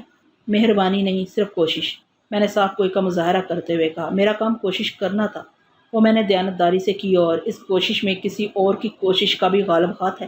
شازیہ نے چونک کر مجھے دیکھا۔ اس کی آنکھوں میں موجودہ سوال کے پیش نظر میں نے وقار حسین کی طرف اشارہ کرتے ہوئے کہا، آپ کے بھائی نے اپنے بہنوئی کی رہائی کے لیے بڑی دوڑ دھوپ کی ہے۔ شازیہ کا چہرہ فخر کے احساس سے تمتمانے لگا۔ وہ مجھ سے مخاطب ہوتے ہوئے بولی، وکیل صاحب، میں آپ کا یہ احسان زندگی بھر نہیں بھولوں گی۔ آپ نے میرے شوہر کو موت کے منہ سے نکالا ہے۔ وقار حسین نے مذاق کے رنگ میں کہا، باجی، آپ بیگ صاحب کا اتنا زیادہ بھی شکریہ ادا نہ کریں، آپ کے اس عمل سے کہیں یہ ناراض ہی نہ ہو جائیں۔ میں نے زیر لب مسکراتے ہوئے کہا، ہم سب کو اس ذات پاک کا شکریہ ادا کرنا چاہیے جو ہر عیب سے پاک ہے۔ اسی نے میری کوشش اور پیشے کی لاج رکھی، جس کے نتیجے کے طور پر نفیس احمد ایک سنگین جرم میں سے بال بال بچ گیا، ورنہ… میں نے معنی خیز انداز میں جملہ ادھورا چھوڑا تو نفیس احمد نے خلا میں گھورتے ہوئے کہا، میں تو صرف اتنا کہوں گا کہ بیگ صاحب نے بھری عدالت میں کھرے کھوٹے کی پہچان کرا دی ہے۔ میں نے خوش باش ہنستے مسکراتے چھوڑ کر اپنی گاڑی کی جانب بڑھ گیا۔